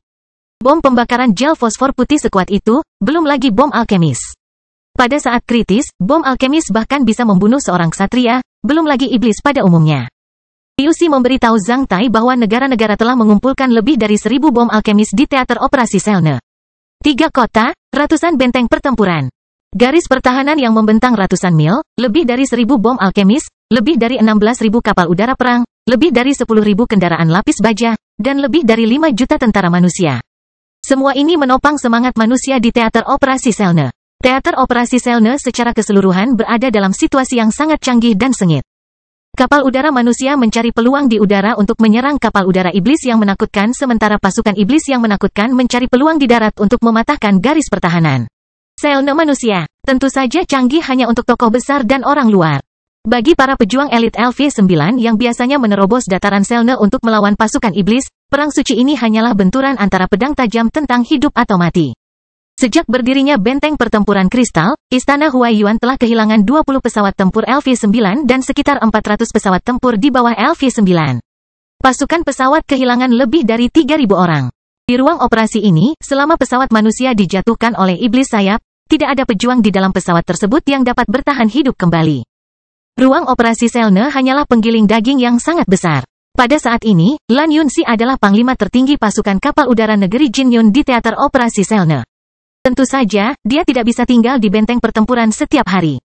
Sebenarnya menurut Liu Xi, Lan Yunxi jarang tinggal di benteng pertempuran. Seminggu yang lalu, dia memerintahkan pasukan pesawatnya untuk dilengkapi dengan beberapa material utama di pangkalan pesawat di bagian belakang wilayah operasi Selene sebelum kembali ke medan pertempuran sekali lagi. Jika tidak melemparkan sepertiga bom tersebut ke iblis, Lan Yunxi tidak akan kembali. Sejak pangkalan kapal udara di Federasi Carlo dihancurkan oleh pasukan iblis kecil setengah tahun yang lalu. Membakar 500 kapal udara menjadi beberapa bagian, hanya ada 3 pangkalan suplementasi dan pemeliharaan kapal udara skala besar di kota Moko, kota Volv, dan kota Sradik di seluruh wilayah. Teater operasi Selene, sebagian besar pangkalan suplementasi kapal udara dipindahkan ke tempat yang lebih aman di belakang. Jika benteng pertempuran kristal tidak begitu besar dan dapat melindungi kapal udara di dalamnya, tidak ada kapal udara yang berani parkir di sini untuk perbaikan. Kapal udara dari negara Jinyun baru saja menerima perawatan singkat di sini secara bertahap. Mereka tidak akan tinggal lama di sini. Sebenarnya, Zhang Tai bukanlah petarung garis depan saat ini. Oleh karena itu, tidak ada yang memberikan tugas kepadanya. Dia tidak melihat Lan Yunxi sampai 2 hari kemudian pada malam tanggal 14 Maret. Di bawah bimbingan sinyal lampu di darat, banyak kapal udara mulai mendarat di bandara di sebelah benteng pertempuran kristal. Satu pesawat langsung mendarat di benteng pertempuran kristal, yang ditutupi dengan beberapa kerusakan.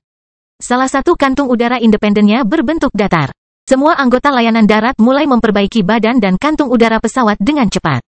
Tim pejuang elit LV9 di benteng pertempuran telah meninggalkan benteng pertempuran secara diam-diam dan mulai berpatroli dan menempatkan penjaga tak terlihat dalam jarak 20 km dari benteng pertempuran jika diserang oleh pasukan iblis. Sebuah tim yang terdiri dari pesawat tempur LV-9 dapat menyebabkan kerusakan parah pada sejumlah kapal udara di darat hanya dalam beberapa menit. Agar tidak diketahui oleh setan, kapal udara di sini memilih untuk mendarat di tanah dalam kegelapan. 1 jam setelah kapal udara itu mendarat di sini, Zhang Tai bertemu Lan Yunxi. Lan Yunxi berada di pesawat yang mendarat di benteng pertempuran kristal. Zhang Tai melihat Lan Yunxi di modul komando pesawat tersebut.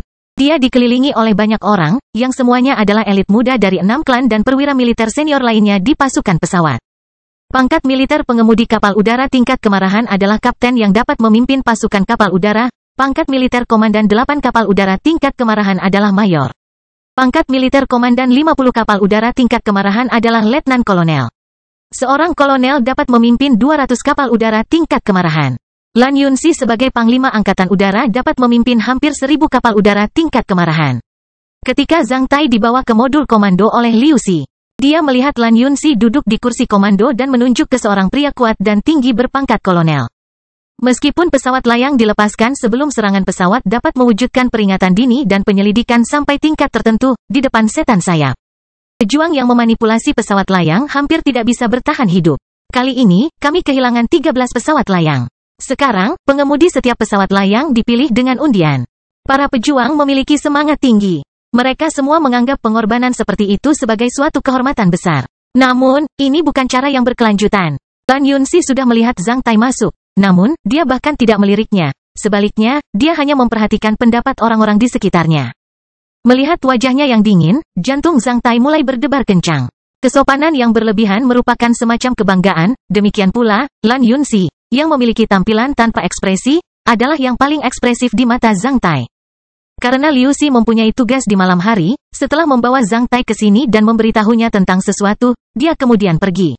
Duduk di tempat yang tidak mencolok di modul komando, Zhang Tai menunggu Lan Yunxi dengan tenang. Sementara itu, dia sedang memikirkan bagaimana cara berbicara dengannya. Setelah sekitar 4 tahun, Lan Yunxi menjadi lebih dewasa dan cantik. Selain itu, ia tampak lebih berwibawa seperti memancarkan cahaya, tidak mudah disentuh orang lain, meski tidak merangsang mata. Cahayanya bahkan membuat Zhang Tai terlihat kerdil. Zhang Tai mengira dia adalah orang yang rendah hati. Namun, dia tidak tahu betapa menariknya seragam militer umumnya yang biasa dikenakan oleh prajurit LV-1 di modul komando ini. Bahkan jika dia tidak ingin menarik perhatian orang lain, dia gagal melakukannya. Apakah kamu seorang prajurit di pesawat? Apakah kamu tidak tahu tentang peraturannya? Apakah kamu memenuhi syarat untuk berada di sini? Keluar dari sini, seorang mayor tampan berusia 20 tahun mulai menegur Zhang Tai dengan cemberut. Ketika mayor itu berjalan ke depan Zhang Tai memperhatikan bahwa Lan Yunxi sedang meliriknya. Namun, dia tidak mengatakan apapun. Sepertinya dia hanya ingin melihat bagaimana wajah Zhang Tai. Apakah semua wanita berpikiran sempit? Zhang Tai bersumpah dalam hati. Dia mengangkat kepalanya dan melirik jurusan itu. Namun, dia tetap duduk di sana. Orang ini baru saja melihat Liu Xi membawa Zhang Tai masuk. Dia tidak mengatakan apapun saat itu, padahal dia datang ke sini untuk mencari masalah pada Zhang Tai sekarang. Apa maksudnya? Saat Zhang Tai melihat tatapan kagum pria-pria itu di depan Lan Yunxi, Zhang Tai tahu apa maksud pria ini. FCK, kamu ingin menjadi pusat perhatian di depan Lan Yunxi dengan menjadikanku sebagai batu loncatan dan penyangga? Sial, karena tidak mendapat tanggapan dari Zhang Tai, wajah mayor itu langsung memerah. Dengan tatapan marah, dia langsung menurunkan tubuh dan suaranya saat dia menatap Zhang Tai sambil mengertakkan gigi, keluar dari sini. Apakah aku jelas? Zhang Tai mengambil kotoran dari telinganya sebelum meniupnya. Ketika pria itu hampir dibuat gila olehnya, Zhang Tai menjelaskan perlahan, maafkan aku. Aku bukan prajurit di benteng pertempuran kristal. Oleh karena itu, aku tidak tahu tentang peraturan di sini. Kamu bukan mengadakan konferensi perang. Mengapa saya tidak bisa berada di sini? Setelah mendengar kata-kata Zhang Tai, mayor itu tertegun sejenak, kau bukan prajurit di benteng pertempuran kristal. Lalu mengapa kau ada di sini? Aku di sini untuk istriku. Saat Zhang Tai menyelesaikan kata-katanya, Lan Yunxi, yang memiliki indera pendengaran yang tajam sebagai master pertarungan LV-12, mengangkat alisnya. Dia tidak bisa lagi mempertahankan penampilannya yang tenang, sebaliknya, dia langsung memelototi Zhang Tai. Zhang Tai tertawa terbahak-bahak. Istrimu ada di sini, sang mayor menyadarinya setelah beberapa detik. Setelah mengatakan ini, dia melihat sekeliling dan menemukan semua perampok anjing betina telah pergi. Tidak ada perempuan di sini kecuali. Ya, Zhang Tai menjawab dengan tatapan biasa. Siapa istrimu? Istriku adalah. Zhang Tai sengaja menunda, menurutmu? Zhang Tai berkedip dan meringis. Sang mayor merasa marah karena ia merasa ditipu oleh Zhang Tai. Saat dia ingin mengalahkan Zhang Tai, dia mendengar suara Lan Yunxi. Rekan magang junior Zhang Tai, sudah 4 tahun tidak bertemu. Lan Yunxi berjalan menuju mereka. Zhang Tai berdiri dan melihat lagi, kakak senior magang Si, sudah 4 tahun tidak bertemu.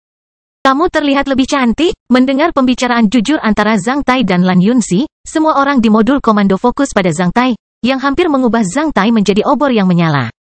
Sang mayor berdiri diam ketika ia hampir menyumpahi seluruh leluhur dan kerabat Zhang Tai di dalam benaknya. FCK. Kau adalah murid junior Lan Yunxi? Kenapa kau terlihat seperti ini?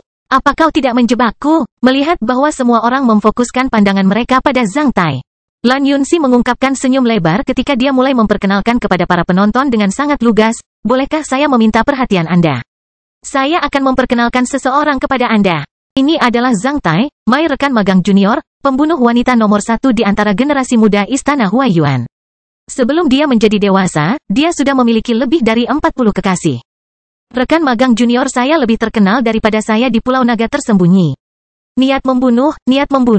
Rambut halus Zhang Tai di punggungnya langsung berdiri. Kastil besi hitam bab 536, hubungan cinta di medan pertempuran. Memiliki lebih dari 40 kekasih sebelum menjadi dewasa, setelah mendengar perkenalan Lan Yunxi, semua pria muda dan tampan dari berbagai klan melontarkan pandangan aneh ke arah Zhang Tai. Jika mereka adalah orang biasa, mereka mungkin mengagumi prestasi Zhang Tai. Namun, semua ini adalah elit dari 6 klan berpengaruh di negeri Jinyun. Mereka semua lahir dan besar di keluarga kaya. Mereka bisa memiliki 400 perempuan, belum lagi 40 orang, jika mereka diizinkan. Sebenarnya, keluarga kaya dan berkuasa di Tiongkok ini memiliki persyaratan yang sangat ketat dalam urusan cinta. Mereka telah diinstruksikan sejak masih muda bahwa seseorang yang terlibat dalam hubungan cinta hanya dapat dikurung dalam klan sebagai mesin kelahiran, alih-alih menjadi tokoh berpengaruh di klan. Oleh karena itu, tidak ada elit sejati dalam keluarga kaya dan berkuasa di Tiongkok yang mau terlibat dalam hubungan cinta. Sementara itu, mereka sangat menghargai reputasi mereka dalam aspek ini. Jika para tetua dan tokoh besar klan mereka tahu bahwa mereka memiliki hubungan cinta dengan wanita di luar, itu tidak ada bedanya dengan menghancurkan masa depan mereka sendiri. Melalui perkenalan Lan Yunxi, Zhang Tai menjadi playboy di Istana Huaiyuan. Ditambah lagi dengan seragam militer papan tulis milik Zhang Tai, semakin banyak orang yang mulai merasa bahwa Zhang Tai hanyalah sebuah mesin kelahiran. Jika tidak, sebagai rekan magang junior Lan Yunxi di Istana Naga Tersembunyi yang telah membangkitkan garis keturunan leluhurnya, dia seharusnya memiliki beberapa kelebihan. Setiap klan yang kuat memiliki beberapa orang seperti Zhang Tai. Namun, mereka tidak mengungkapkan ekspresi menghina mereka demi wajah Lan Yunxi. Namun, mengingat ejekan Lan Yunxi, mereka tahu bahwa Lan Yunxi tidak menyukai rekan magang juniornya. Kalau tidak, dia tidak akan mengungkapkan julukan Zhang Tai, urusan cinta nomor 1. Tentu saja, Zhang Tai mengakui perbuatannya. Setelah menyaksikan situasi yang menyedihkan di kota Black Hot, Zhang Tai merasa bahwa ini adalah saat yang tepat dan tanpa belas kasihan untuk menjemput gadis-gadis dari asosiasi mawar dari kota Black Hot. Oleh karena itu, Zhang Tai terlihat sangat tenang saat ini. Setelah kata-kata Lan Yunxi, sebelum Zhang Tai membuka mulutnya, pria lain tertawa. Haha, kata-kata kakak perempuan magang Si membuat kita malu. Tapi menurutku pria sejati harus memiliki perbuatan baik di medan pertempuran di dunia yang kacau ini. Kita harus melawan iblis dan membela manusia di medan perang dan mewarnai baju perang kita menggunakan kekuatan iblis. Darah segar daripada terlibat dalam hubungan cinta di bawah sinar bulan. Bagaimana menurutmu? Semua yang lain mulai mengangguk. Yang berbicara adalah seorang tukang mainan, yang perkataannya penuh dengan superioritas. Dengan berpartisipasi dalam perang suci, dia tampak benar seperti penyelamat di hari kiamat. Zhang Tai tidak akan mempedulikan hal itu pada hari-hari biasa. Namun, pada saat ini, pria ini sedang memamerkan dirinya di depan Lan Yunxi, yang membuat Zhang Tai sangat tidak nyaman. FCK, aku sedang ngobrol dengan istriku. Siapa kamu? Beraninya kamu pamer di hadapanku? Pembicaraan yang bagus, rekan magang senior. Kata-katamu benar-benar mencerahkanku. Zhang Tai bertepuk tangan ketika dia melihat pria itu dengan senyum tulus. Bolehkah saya tahu nama Anda? Rekan magang senior, dari klan mana Anda berasal? Saya Oh Hong Yu dari Istana Cuisue, jawab pria itu dengan penuh angkuh. Istana Cuisue adalah nama resmi klan O. Oh, itu rekan magang senior O dari Istana Cuisue. Suatu kehormatan bagi saya untuk bertemu dengan Anda. Zhang Tai memperlihatkan ekspresi mengagumkan. Saya diberitahu bahwa semua pahlawan besar di zaman kuno bertujuan untuk melenyapkan musuh dan mempertahankan rumah mereka. Rekan magang senior sangat benar dalam menargetkan dan menyapu iblis, yang sangat mencerahkan saya. Saya benar-benar kerdil di depan dari kamu. Saya pikir rekan magang senior O pasti memiliki ambisi untuk menyapu setan dan mempertahankan rumah kami. Saya sangat mengagumi Anda, terimalah busur saya. Setelah mengatakan ini, Zhang Tai benar-benar memberi hormat pada pria ini dengan serius. Setelah mendengar kata-kata Zhang Tai, orang ini merasa ada sesuatu yang salah. Namun, seperti yang baru saja dia katakan, dia merasa malu untuk menyesal, oleh karena itu, dia memperlihatkan ekspresi malu yang samar. Apakah kamu baru saja bercanda? Zhang Tai bertanya padanya dengan tatapan takjub. Tentu saja tidak, pria itu memelototi Zhang Tai. Kamu baru saja membicarakannya. Sebenarnya, kamu tidak berpikir untuk menyapu bersih iblis dan mempertahankan rumah kita? Di bawah tatapan para penonton, termasuk Lan Yunxi, pria itu tidak bisa menelan kata-katanya. Tentu saja tidak, orang baik. Zhang Tai tersenyum sambil bertepuk tangan beberapa kali lagi, seperti yang sudah kalian semua saksikan. Rekan magang senior Oh Hong Yu mengungkapkan ambisinya untuk menyapu bersih iblis dan mempertahankan rumah kita di sini. Itu sungguh mengagumkan. Setelah mengatakan itu, Zhang Tai berkata kepada Lan Yunxi dengan ekspresi malu, maaf, rekan magang senior Si. Melihat begitu banyak rekan magang senior di sekitarmu, aku pikir mereka semua merayumu. Aku tidak menyangka kalau senior ini rekan magang Oh sangat mulia dan tegas. Karena perang suci ini setidaknya akan berlangsung selama 100 tahun, saya tahu kakak perempuan magang Si tidak akan menikah sampai 100 tahun kemudian ketika Anda menjadi nenek tua. Rekan magang senior Oh ini, sayang, menyedihkan. Zhang Tai menggelengkan kepalanya saat wajah Oh Hong Yu menjadi pucat. Dia tidak pernah membayangkan bahwa Zhang Tai telah menggali lubang untuknya dan menguburnya hidup-hidup. Selain itu, Zhang Tai bahkan mengacak-acak tanah dan memasang batu nisan untuknya. Akibatnya, Oh Hong Yu tidak punya kesempatan untuk membebaskan dirinya sama sekali. Pada saat ini, semua pria di ruangan itu melirik Oh Hong Yu dengan simpatik. Mereka semua bersimpati pada Oh Hong Yu. Dengan banyaknya elit dari 6 klan saat ini, klan Oh pasti akan memaksa Oh Hong Yu menjadi martir demi reputasi istana Cuisui. Jika tidak, klan Oh akan dicemooh oleh orang lain. Tentu saja, dengan berkurangnya satu pesaing untuk merayu Lan Yunxi, beberapa pria merasa senang di dalam hati. Namun, pada saat ini, tidak ada lagi yang memperlakukan Zhang Tai sebagai mesin kelahiran. Tak satu pun dari rekan magang senior Lan Yunxi yang pengecut, bahkan seorang playboy yang terlibat dalam hubungan cinta. Melihat mata Zhang Tai berbinar sekali lagi, jantung semua pria berdebar kencang. Siapa lagi yang memiliki pemikiran yang sama dengan rekan magang senior Oh Hong Yu? Zhang Tai bertanya sambil tersenyum. Rekan magang junior Zhang Tai pasti bercanda.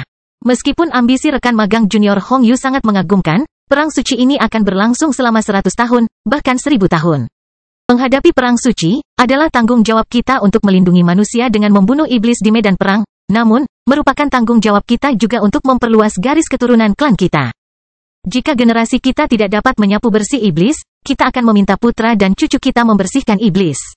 Seorang pria berusia 27 tahun berpangkat letkol tersenyum dengan tampilan dewasa. Semua elit dari 6 klan sangat baik dalam beberapa aspek. Meskipun Oh Hong Yu terjatuh ke dalam lubang Zhang Tai, bagaimana mungkin orang lain bisa terkena masalah seperti itu? Kata-katanya terdengar jauh lebih masuk akal, sehingga membentuk resonansi dengan Zhang Tai. Zhang Tai lalu menangkupkan kedua tangannya di depan dadanya, bolehkah aku mengetahui namamu, rekan magang senior? Saya Dan Tai Yuya dari Istana Tuisi, pria itu menjawab dengan sopan. Apakah rekan magang senior juga ingin merayu kakak perempuan magang kita, Si? Zhang Tai mengatakannya dengan lugas. Dan Tai Yuya merasa tidak cocok untuk menjawab pertanyaan Zhang Tai. Setelah melirik Lan Yunxi dan memikirkan hasil akhir Oh Hong Yu, dia berkata dengan halus dan berani, tuan-tuan selalu merayu wanita cantik. Kakak perempuan magang Yunxi sehalus anggrek dan seterang matahari dan bulan. Ini adalah kehormatan besar bagiku untuk disukai olehnya, jika memungkinkan. Setelah mendengar Zhang Tai membicarakan urusan pribadinya, Lan Yunxi memelototi Zhang Tai. Jangan malu, rekan-rekan magang senior. Kakak perempuan senior kita Si adalah bintang paling cemerlang di Istana Huaiyuan dan Istana Naga Tersembunyi. Banyak orang yang mendekati kakak perempuan magang Si. Itu tidak aneh bagimu memiliki keinginan seperti itu. Setelah mendengar kata-kata Zhang Tai, semua orang saling bertukar pandang sebelum mengangguk ke dalam. Namun, seperti yang telah dinegosiasikan oleh rekan-rekan magang kita di Istana Naga Tersembunyi, orang-orang yang bisa menandingi kakak perempuan magang Si pasti sangat luar biasa. Jika dia adalah orang biasa, meskipun kakak perempuan magang Si setuju untuk menikah dengannya, kita sesama murid magang dari Istana Naga Tersembunyi tidak akan setuju. Di mata saudara-saudara kita dari Istana Naga Tersembunyi, laki-laki dari klan lain yang merayu kakak perempuan magang Si seperti teman dari sekolah lain yang mencuri kekasih sekolah kita. Apa perasaanmu tentang itu? Semua orang di ruangan itu mengangguk ketika kata-kata Zhang Tai sangat jelas. Oleh karena itu, siapapun yang ingin mengadili kakak perempuan magang kita, harus melewati saudara-saudara kita di Istana Naga Tersembunyi kan? Lan Yunxi menatap Zhang Tai dengan tatapan bingung. Dia tidak tahu trik apa lagi yang akan dimainkan Zhang Tai. Namun, Lan Yunxi tersentuh oleh satu poin dari kata-kata Zhang Tai. Dia diganggu oleh banyak pria sepanjang hari. Terkadang, dia sangat bosan dengan mereka. Namun, alasan mereka adalah urusan militer, dia merasa malu untuk mengusir mereka. Oleh karena itu, dia ingin melihat metode apa yang dimiliki Zhang Tai. Aku ingin tahu apa maksudmu dengan melewati saudara-saudara Istana Naga Tersembunyi. Dan Tai Yuya bertanya dengan tenang. Sederhana sekali. Jika kamu tidak bisa menandingi bakat saudara-saudara dari Istana Naga Tersembunyi, sebaiknya kamu berhati-hati dan menjauh dari kakak perempuan magang Si. Sebagai seorang gadis, kakak perempuan magang kita mungkin malu untuk mengemudi. Kamu kadang-kadang pergi. Saudara-saudara kita di Istana Naga Tersembunyi bisa membantunya memilih pengejarnya. Cocok dengan apa? Segera setelah kata-kata Zhang Tai, muncul pertanyaan seorang letnan kolonel. Tak satu pun dari pria percaya diri itu yang akan mundur saat ini.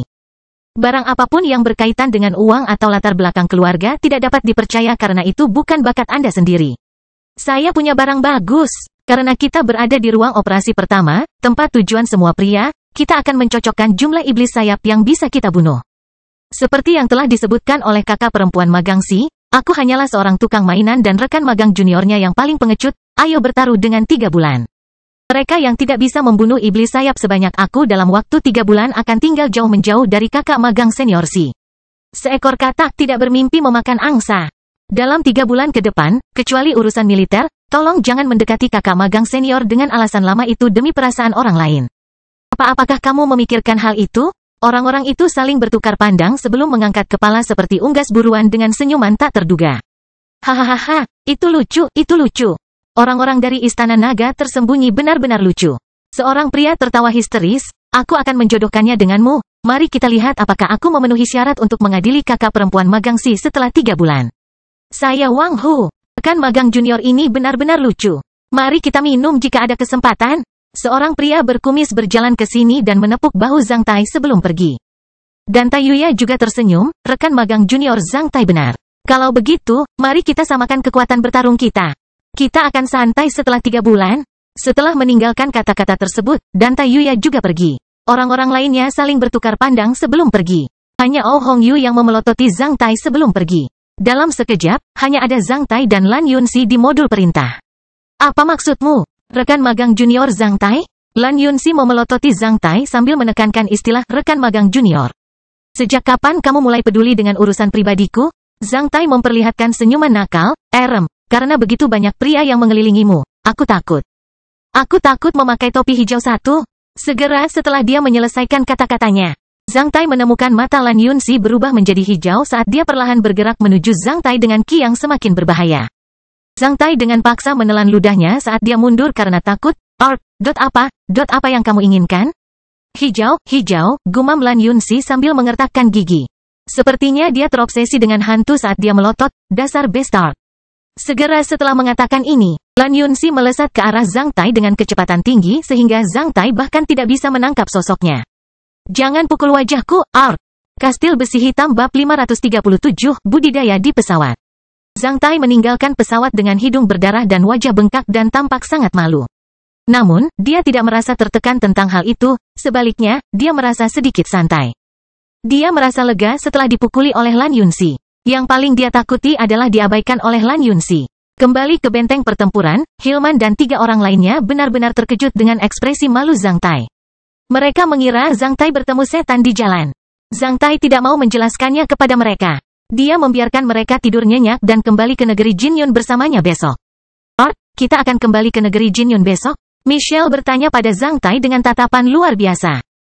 Tentu saja, jadi sebaiknya kamu tidur lebih awal malam ini. Kita akan berangkat pagi-pagi sekali. Oh, syukurlah, kupikir kita akan melawan iblis di sini. Apakah kamu ingin tinggal di sini? Jika kamu mau, aku akan memberitahu mereka untuk menahanmu di sini. Jangan lakukan itu, aku hanya bercanda. Michelle buru-buru menjawab sambil tersenyum lebar. Zhang Tai kemudian memasuki kabinnya dan mulai berkultivasi. Tidak peduli betapa tegangnya suasana di ruang operasi pertama, karena Zhang Tai telah menghilang selama 3 tahun. Jika dia tidak kembali ke rumah untuk melihat anggota keluarga dan teman-temannya, dia tidak akan bisa berkonsentrasi pada pertempuran. Setan di sini. Untuk melawan agresi asing, harus ada stabilitas internal. Anggota keluarganya masih mengkhawatirkannya. Selain itu, dia juga peduli terhadap gadis-gadis dari Asosiasi Mawar dan Persaudaraan Berkat Tuhan. Adalah wajar baginya untuk tetap tinggal di sini, di ruang operasi pertama, namun Zhang Tai sama sekali tidak bangga akan hal itu. Tidak peduli apapun, keluarga menempati peringkat pertama dalam pikiran Zhang Tai selamanya. Jika dia kehilangan keluarganya sendiri dan orang-orang yang paling dia khawatirkan, untuk siapa dia melawan iblis? Hanya butuh sekitar 20 hari baginya untuk kembali ke prefektur Huaiyuan dan kembali. Zhang Tai tidak percaya bahwa teater operasi sebesar itu akan runtuh tanpa dirinya. Selain itu, Lan Yunxi masih marah padanya. Sulit untuk mengaturnya. Pelan-pelan, Zhang Tai akhirnya paham bahwa poligami tidak semudah itu. Sekitar jam 5 pagi berikutnya, Zhang Tai mendengar ketukan dari luar ruangan sempit itu. Setelah lama mempersiapkannya, Zhang Tai buru-buru turun dari tempat tidur dan membuka pintu. Seorang letnan 2 berseragam pesawat berdiri di luar pintu. Apakah Anda Zhang Tai? Ya, pesawat 086 akan berangkat, petugas saya menyuruh saya untuk membawa Anda ke pesawat itu. Bagus, Zhang Tai buru-buru mengetuk pintu di sebelah kamarnya. Hilman dan 3 orang lainnya sudah lama bersiap untuk itu. Saat mereka mendengar ketukan Zhang Tai, mereka segera keluar. Setelah berjalan keluar dari benteng pertempuran istana Huaiyuan, Zhang Tai membiarkan mereka menunggu sebentar. Dia kemudian dengan cepat berlari menuju kamar Liu Xi dan mengetuk pintunya. Liu Xi tidak ada di dalam. Zhang Tai memperkirakan Liu Xi masih bertugas. Oleh karena itu, dia meninggalkan secari kertas di kamar Liu Xi. Segera setelah itu, dia pergi bersama letnan 2 itu. Di pangkalan pesawat di luar benteng pertempuran, Zhang Tai melihat pesawat 086, yang merupakan pesawat perang tingkat kemarahan. Lebih dari 200 tentara terluka berada di pesawat itu, yang memerlukan perawatan medis di prefektur Huaiyuan.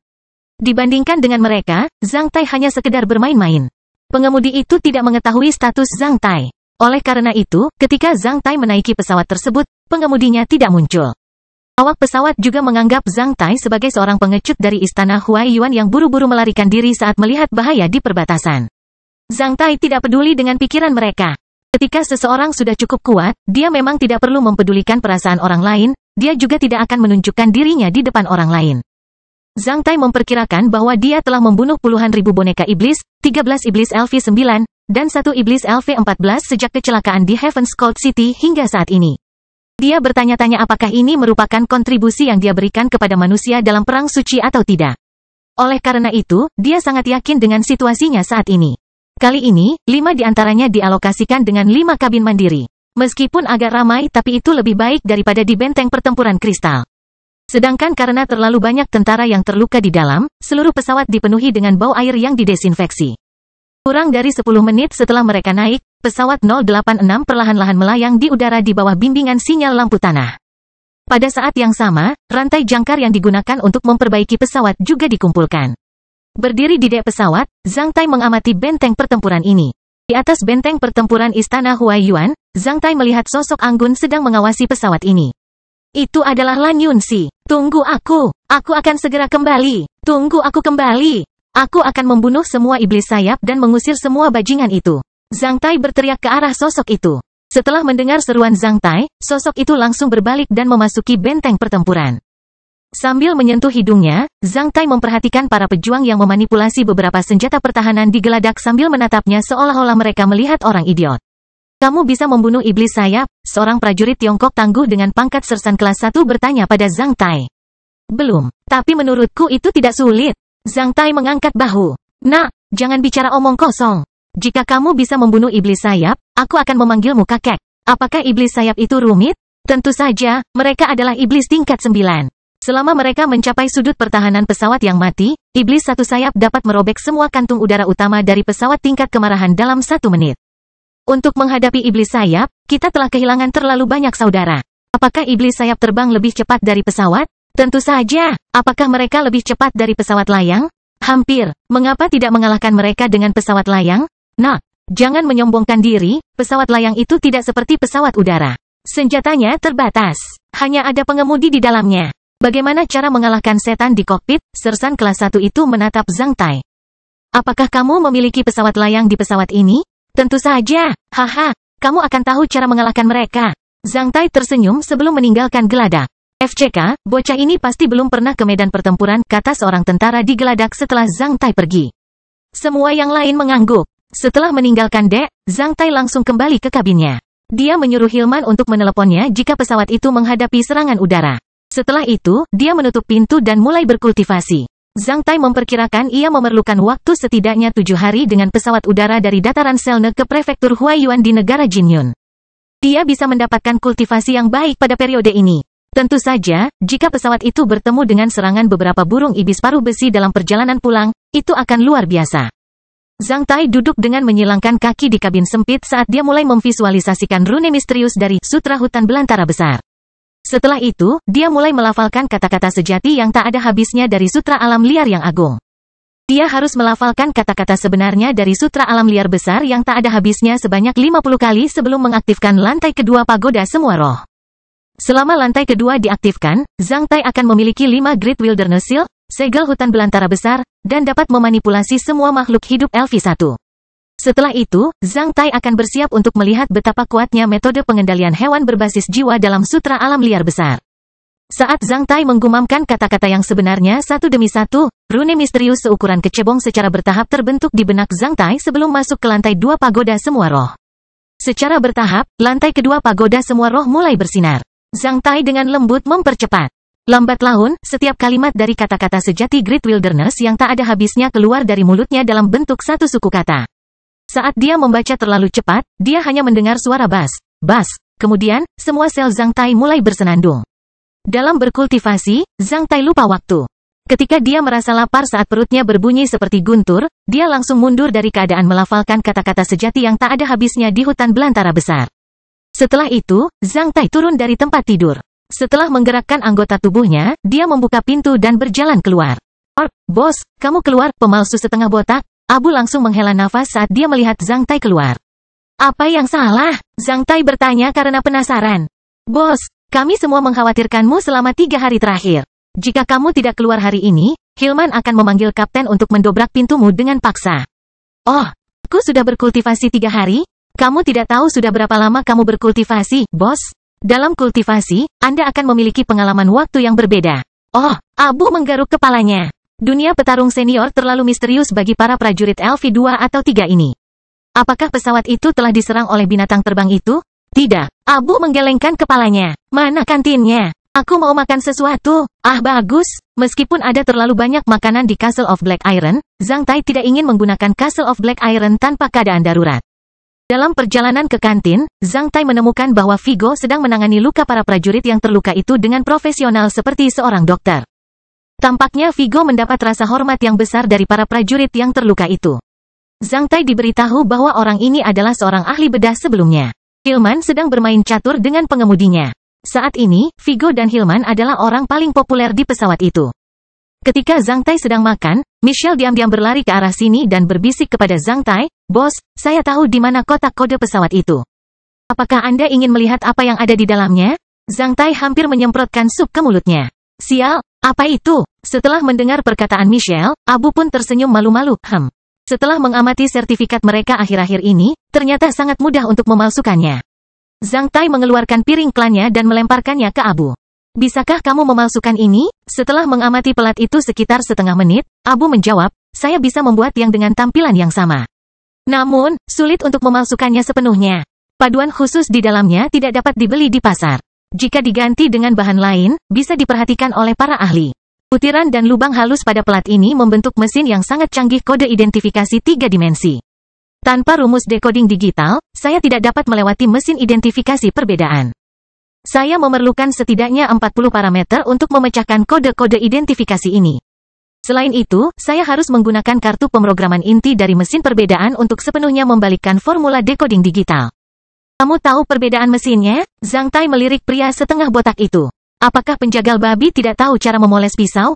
"Aku lupa bertanya padamu. Apa pekerjaanmu sebelumnya?" Zhang Tai bertanya pada si pemalsu. "Bos, saya adalah operator kipang pada mesin pembeda." "Operator kipang?" Abu menjelaskan selama 10 menit. Setelah mengetahui bahwa Zhang Tai tidak mengerti apa yang dia katakan, dia hanya menatap Zhang Tai dengan ekspresi tak berdaya. Zhang Tai tidak bertanya lagi padanya. Dia bisa memahami prinsip sempoa, namun, dia benar-benar bingung dengan kalkulator uap yang terdiri dari banyak roda gigi. Namun, Zhang Tai juga membenarkan satu hal, orang-orang ini sangat berguna. Di hari-hari berikutnya, Zhang Tai terus berkultivasi dengan tenang di kabinnya. Untungnya, pesawat ini tidak menemui serangan apapun dalam perjalanannya karena ancamannya yang besar atau rutenya yang lebih baik di udara. Akibatnya, Zhang Tai gagal memenuhi keinginannya untuk mendapatkan satu buah masalah yang muncul kembali dalam perjalanannya dengan mencoba pesawat layang di pesawat tersebut. Setelah memasuki meditasi ketiga selama beberapa waktu, Zhang Tai merasakan pagoda semua roh tiba-tiba mulai memancarkan cahaya keemasan yang tak terhitung jumlahnya di benaknya, di antaranya. Bayangan berbagai serangga dan binatang mulai muncul di lantai 2 pagoda. Zhang Tai menyadari bahwa dia telah mengaktifkan lantai kedua pagoda semua roh. Zhang Tai mulai menyuntikkan energi spiritual dari atas pagoda. Segel hutan belantara besar berbentuk segi 8 perlahan-lahan terbentuk di lantai kedua pagoda semua roh. Zhang Tai menjadi bersemangat. Apakah ini Great Wilderness Seal yang bisa memanipulasi semua makhluk hidup tingkat 1? Setelah membentuk 5 Great Wilderness Seal di lantai 2, Zhang Tai merasa sedikit lelah karena kurangnya energi spiritual. Zhang Tai menuangkan sebotol obat serbaguna saat dia mendengar seseorang mengetuk pintunya. Kami tiba di prefektur Huaiyuan. Kastil Besi Hitam bab 538, anggota keluarga. Berada di bagian paling utara prefektur Huaiyuan, kota Taiyan berbatasan dengan kota Xinjiang dari klan Lan di negara Jinyun. Setelah Perang Suci ketiga pecah, seluruh kota Taiyan menjadi kota militer paling utara di Istana Huaiyuan. Sebagian besar pasukan yang meninggalkan Istana Huaiyuan harus melewati kota Taiyan, belum lagi pasukan pesawat. Sekarang, Istana Huaiyuan mendirikan pangkalan pesawatnya di kota Taiyan. Pesawat nomor 086 mendarat di pelabuhan pesawat berskala besar yang sibuk. Pesawat itu tiba pada siang hari saat matahari sedang menggantung tinggi di atas kepala. Zhang Tai menunggu sampai semua tentara yang terluka dibawa pergi. Para prajurit yang terluka mengucapkan selamat tinggal pada Vigo. Ketika Hilman pergi, pengemudinya bahkan memberinya sekotak catur koleksi. Karena kedua orang itu, para kru pesawat itu memandang ke arah Zhang Tai sambil bersikap lebih lembut. Bocah, ingat apa yang kamu katakan. Kembalilah ke teater operasi pertama untuk membunuh iblis sayap. Jangan menjadi pengecut jika kamu laki-laki. Zhang Tai berbalik dan menemukan sersan kelas 1 yang kuat yang berbicara dengannya beberapa hari yang lalu sedang berteriak ke arahnya sambil memperlihatkan kepalanya keluar dari pagar pengaman. Geladak dan mengayunkan tinjunya. Zhang Tai tersenyum sambil melambaikan tangannya ke arah pria ini. Segera setelah dia melewati pintu palka di bagian bawah pesawat, Zhang Tai tertegun. Buah kecil Ibu Zhang Tai segera bergegas menghampirinya dan memeluk Zhang Tai. Pada saat yang sama, dia menangis. Setelah setengah menit, dia berpisah dari Zhang Tai. Seperti memeriksa barang, dia memeriksa tubuh Zhang Tai dari ujung kepala sampai ujung kaki. Dia bahkan membiarkan Zhang Tai berbalik. Setelah itu, dia berhenti menangis, senang melihatmu selamat, senang melihatmu selamat. Mata Zhang Tai juga memerah. Ketika ibunya bergegas menghampirinya dan memeluknya, dia dengan tulus merasakan betapa perhatian orang tuanya terhadapnya selama 3 tahun terakhir. Ayahnya juga datang ke sini. Menyeka air matanya. Dia menepuk bahu Zhang Tai, ingatlah untuk biasanya mengirim pesan kepada kami ketika kamu pergi keluar lain kali untuk berjaga-jaga jika ibumu khawatir. Zhang Tai menyeka air matanya. Dia hanya mengangguk, aku tahu, kali ini kesalahanku. Seharusnya aku tidak membuatmu dan ibu mengkhawatirkanku terlalu lama. Setelah mengatakan itu, Zhang Tai menatap kakak laki-lakinya, yang terlihat lebih dewasa dan bermartabat dibandingkan ketika Zhang Tai meninggalkan prefektur Huaiyuan. Zhang yang memelihara kumis. Di sisinya berdiri beberapa orang. Kakak ipar tertua Zhang Tai, Huizhen, sedang menggendong seorang anak kuat berusia 4-5 tahun di tangan kanannya dan seorang gadis kecil berusia 2-3 tahun di tangan kirinya. Kedua anak itu menggemaskan. Selain itu kakak ipar tertua ada 2 orang wanita, keduanya berpenampilan seperti wanita cantik dan lebih cantik serta bermartabat dibandingkan kakak ipar tertua. Salah satu dari 2 wanita itu sedang menggendong seorang anak laki-laki berusia 2-3 tahun. Wanita lain yang tampak agak gemuk sedang menggendong bayi berusia setengah tahun. Zhang Tai menyadari bahwa mereka semua mirip dengan kakak laki-lakinya. Kakak yang hebat. Zhang Tai menghela nafas dengan emosi di dalam. Selain anggota keluarganya yang lebih banyak, Zhang Tai mendapati semua orang mengenakan pakaian yang lebih bagus, terutama ketiga kakak iparnya, yang terlihat seperti bangsawan. Tampaknya standar hidup mereka telah meningkat pesat. Setelah beberapa tahun, orang tua Zhang Tai terlihat lebih baik dari sebelumnya karena efek dari obat serbaguna. Mereka sama sekali tidak tampak tua. Terlebih lagi, pipi mereka merona. Hal ini membuat Zhang Tai merasa tenang. Cengan, apakah kamu ingat pamanmu? Panggil paman bersama adik perempuanmu, Wang Huizhen. Kakak ipar tertua menyentuh kepala anak laki-laki berusia 4-5 tahun itu sambil menyuruhnya untuk memegang tangan gadis kecil di sisinya. Kedua anak itu kemudian memanggil Paman Zhang Tai dengan suara naif dan mata hitam penasaran. Zhang Tai kemudian berjongkok sambil menyentuh kepala mereka, pasir mencium wajah lembut mereka. Karena tidak terbiasa dengan hal itu, gadis kecil itu begitu takut dengan ciuman Zhang Tai dan langsung bersembunyi di belakang ibu Zhang Tai. Nenek. Semua anggota keluarga kemudian tertawa tentang hal itu. Si Yun, Huayin, keluarlah untuk menyambut Zhang Tai. Kakak laki-laki Zhang Tai terbatuk-batuk, lalu menyuruh kedua wanita di sisinya untuk menyambut adik laki-lakinya. Zhang Tai berdiri dengan sangat resmi, senang bertemu denganmu, kakak ipar. Zhang yang kemudian memperkenalkan kedua wanita itu kepada Zhang Tai. Putra dari kakak ipar kedua adalah Zhang Chengsu, yang merupakan putra kedua Zhang Yang, sedangkan putra dari kakak ipar ketiga adalah Zhang Chengs, yang baru berusia 5 bulan. Putri dari kakak ipar tertua adalah Zhang Xiyu.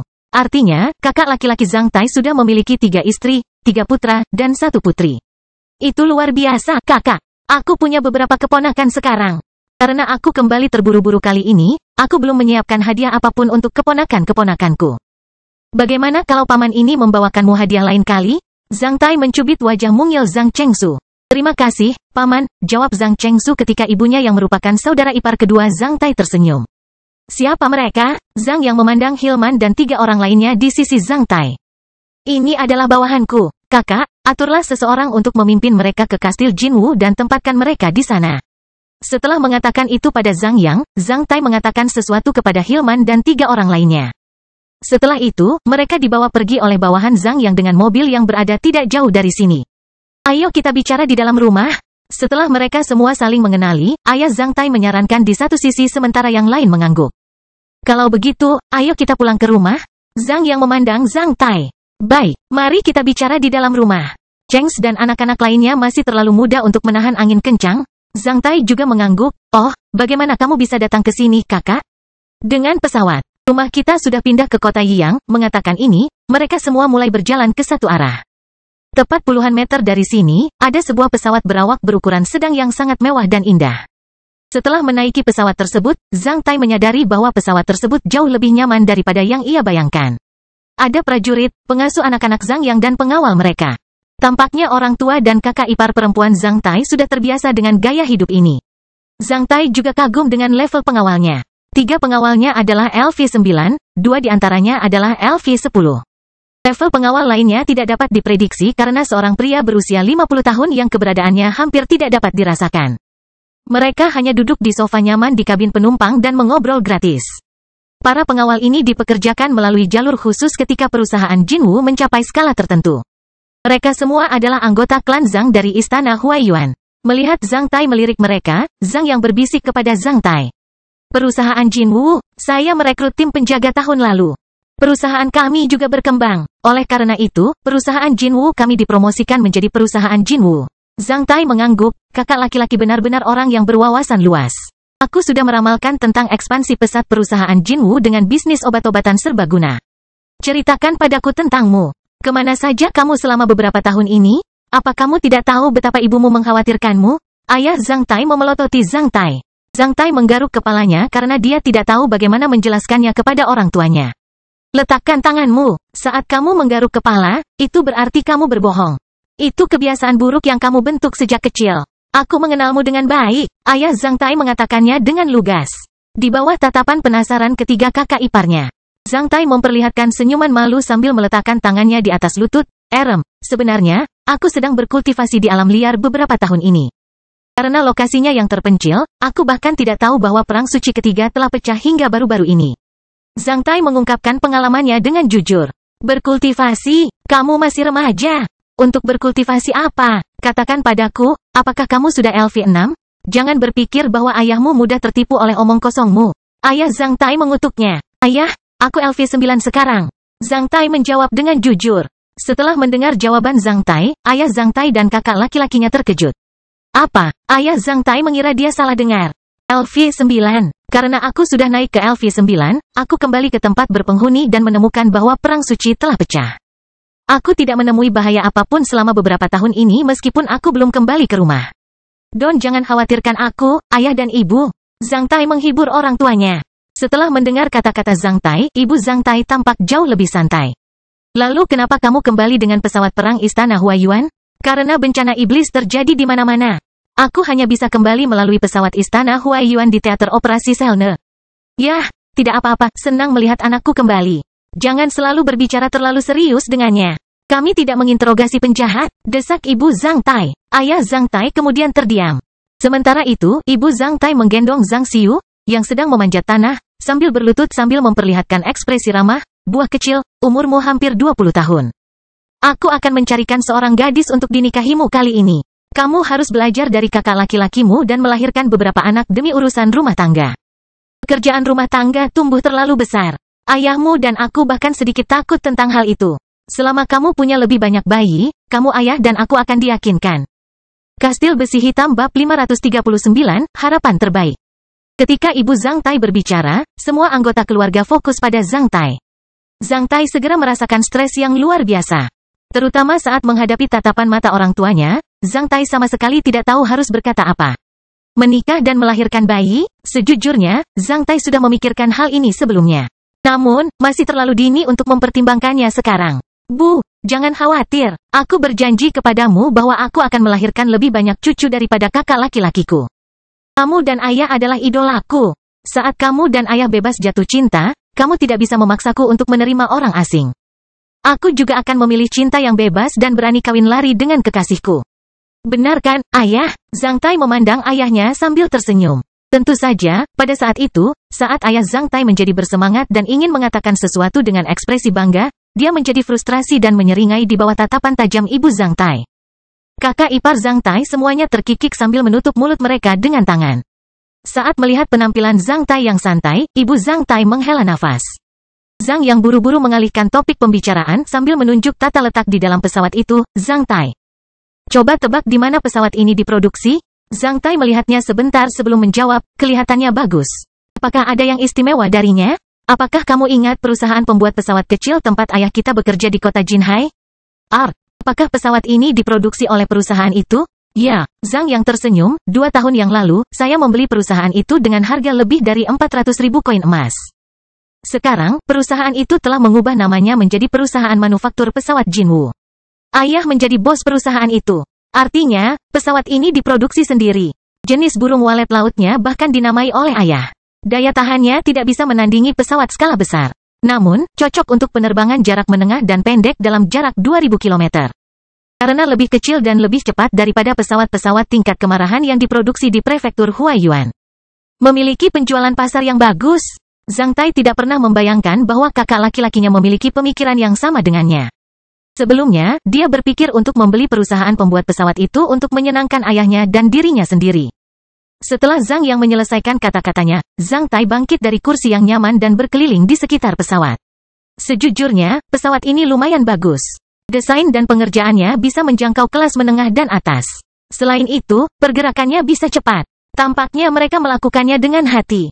Berapa harga pesawat seperti itu? Zhang Tai bertanya pada Zhang Yang. Rata-rata sekitar 14.000 koin emas. Itu bisa disesuaikan dan didekorasi sesuai permintaan pelanggan? Bisakah kita mencocokkannya dengan senjata? Hanya ada sebuah balista uap kecil di pesawat itu. Karena untuk keperluan sipil, balista ini tidak cocok dengan terlalu banyak senjata. Namun, bisa diperluas dengan beberapa posisi senjata. Karena tuntutan perang telah dipertimbangkan sebelumnya, posisi senjata tambahan telah disediakan. Tersisa di paket listrik, ayah Zhang Tai mulai memperkenalkan pesawat ini untuk Zhang Tai dengan penuh kegembiraan menjelang Zhang Yang. Melihat ayah mereka begitu bersemangat, Zhang Tai dan Zhang Yang saling bertukar pandang sebelum tersenyum. Pada saat yang sama seorang pria harus mempunyai usaha untuk membawa bumbu ke dalam hidupnya. Mereka membutuhkan waktu sekitar 3 jam dari kota Taiyan ke kota Yang. Setelah kembali ke kota Yang, Zhang Tai melihat lebih banyak kapal udara di langit dibandingkan beberapa tahun yang lalu. Saat ini, prefektur Huaiyuan belum terpengaruh oleh Perang Suci. Sebaliknya, negara ini menjadi lebih makmur. Karena jauh dari bencana setan dan berdekatan dengan lautan, kota Yang adalah pusat lalu lintas terpenting di seluruh sub-benua Wei. Tempat ini juga merupakan pusat perdagangan benua. Dari sini, orang bisa meninggalkan sub-benua Wei. Dengan melonjaknya populasi akibat perang dan berkembangnya perdagangan dan manufaktur, kota Yang menjadi lebih megah dan megah. Pesawat milik anggota keluarga Zhang Tai tidak mendarat di pelabuhan pesawat di kota Yang, sebaliknya, ia mendarat di sebuah istana megah di kota Yang. Setelah turun dari pesawat, Zhang Tai menarik napas dalam-dalam saat melihat para pelayan dan babysitter yang menjadi sibuk karena kedatangan pesawat tersebut dan bangunan yang agak mewah dan megah di belakang hutan. Ayo pergi, kami selalu menjaga kebersihan kamarmu. Saat kamu di luar, ibu kami akan membersihkan kamarmu setiap minggu dan menunggumu kembali. Luas keseluruhan istana lebih dari 26.000 meter persegi, 2 kali lipat luas rumah tua Zhang di kota Jinhai. Bidang Qi di istana ini jauh lebih besar daripada bidang Qi di rumah tua Zhang. Tentu saja, istana di kota Yang ini jauh lebih berharga dan megah dibandingkan di kota Jinhai. Saat melihat tempat ini, Zhang Tai mengerti maksud kakak laki-lakinya hanya untuk melihat wajah ayah mereka. Diikuti oleh banyak pelayan, anggota keluarga Zhang Tai tiba di depan gedung itu. Di depan kolam bundar di luar pintu depan gedung, Zhang Tai melihat Nona Daina ketika arus listrik menyebar ke seluruh tubuh Zhang Tai dari tulang punggungnya, menyebabkan dia gemetar selama beberapa detik. Nona Daina tetap cantik dengan rambut coklat dan mata biru. Rambutnya lebih pendek dari sebelumnya, namun dia terlihat lebih feminin. Mengenakan seragam barat wanita berwarna biru langit yang bagus, dia berjongkok di depan kolam dan bertepuk tangan ke arah Zhang Chengan dan anak-anak lainnya. Dengan tergesa-gesa, anak-anak itu berlari menuju Nona Daina. Nona Daina sekarang adalah guru privat yang kami pekerjakan. Kakak laki-laki Zhang Tai melirik Zhang Tai dalam-dalam sebelum menjelaskan kepadanya, dengan bantuan obat-obatan serbaguna. Kakak laki-lakinya telah sembuh total 2 tahun lalu. Dia sekarang bekerja di perusahaan Jinwu. Nona Daina berdiri sambil menatap Zhang Tai sambil tersenyum sambil menggendong 2 anak. Pemandangan ini bagaikan gambaran indah di mata Zhang Tai. Setelah mengubur pikirannya, Zhang Tai tersenyum sambil berjalan ke sana. Nona Daina, saya selalu ingin mengucapkan terima kasih yang tulus kepada Anda. Tapi saya tidak punya kesempatan. Meskipun saya tidak menerima pesan Anda selama ini, saya yakin Anda aman. Nona Daina memperhatikan Zhang Tai. Melihat gunung biru, Zhang Tai merasa pikirannya menjadi murni. Nona Daina telah mengajar 2 generasi keluarga Zhang. Itu adalah rasa terima kasih terbesar Anda kepada kami. Saya menemukan bahwa Chengan dan Siyu menyukai Anda banyak. Sebenarnya agak santai mengajar anak-anak. Saya juga senang tinggal bersama mereka. Bu Daina, maksudnya aku nakal di sekolah, jawab Nona Daina sambil tersenyum. Sebelum makan malam, Nona Daina menyelesaikan tugas hari ini dan berniat berangkat. Zhang Tai menemaninya keluar istana. Berjalan di jalan yang gelap, mereka mengobrol sebentar di awal. Namun, mereka berdua terdiam setelah beberapa saat. Mereka hanya berjalan dan tidak tahu harus berkata apa. Setelah beberapa saat, Nona Daina memecah kesunyian. Zhang Tai, terima kasih. Dengan senang hati, guru. Memindahkanmu keluar dari kota Black Hot adalah hal paling berarti yang pernah kulakukan sejak aku lahir. Kamu tahu kalau perang suci akan pecah saat itu? Ya, Nona Daina terdiam sekali lagi. Setelah beberapa langkah lagi, dia tiba-tiba menatap Zhang Tai dan bertanya, sebelum kamu kembali ke kota Black Hot, kamu tidak tahu tentang Dr. Bione? Kan, Dr. Bione memberitahuku bahwa kamulah yang mengajarinya mengatakan hal itu. Setelah terdiam beberapa saat, Zhang Tai memperhatikan Nona Daina. Ya? Mereka kemudian berhenti di saat yang sama. Daina memperhatikan Zhang Tai dengan tatapan anggun. Ini adalah pertama kalinya Zhang Tai menyaksikan Nona Daina dengan tampilan berani yang belum pernah terjadi sebelumnya. Dia hampir bisa mendengar detak jantungnya sendiri. Nona Daina, aku sudah LV9. Setelah mendengar kata-kata Zhang Tai, Nona Daina menjadi sedikit takjub. Sambil mengedipkan matanya, ia tersenyum sambil memeluk Zhang Tai dan mengecup keningnya pelan. Berjanjilah padaku, jadilah murid terbaikku, oke? Aku sudah bertemu pria yang kucintai di kota ini. Aku ingin menikah. Kalau belum, aku akan sangat tua. Saya selalu menunggu kesempatan ini untuk memberitahu Anda tentang hal ini. Ciuman itu hampir membuat Zhang Tai terbang, namun kata-kata berikutnya membuat Zhang Tai mendengar sesuatu yang menghancurkan hatinya. Setelah terdiam beberapa detik, aku bercanda. Kenapa aku menjadi petarung kalajengking berdarah? Zhang Tai langsung tertawa terbahak-bahak dengan tatapan sinis. Dia bahkan meringis ke arah Nona Daina. Semua siswa di sekolah mengatakan bahwa janji temumu palsu. Tampaknya mereka benar, tapi setidaknya aku memenangkan ciuman. Aku sangat senang mengetahui bahwa kamu akan menikah, Nona Daina. Pria itu pasti tampan. Dia dokter yang tampan. Dia juga perhatian. Nona Daina juga tersenyum. Sayangnya, aku harus meninggalkan prefektur Huaiyuan dalam beberapa hari. Kalau tidak, aku pasti akan tetap tinggal untuk menghadiri upacara pernikahanmu.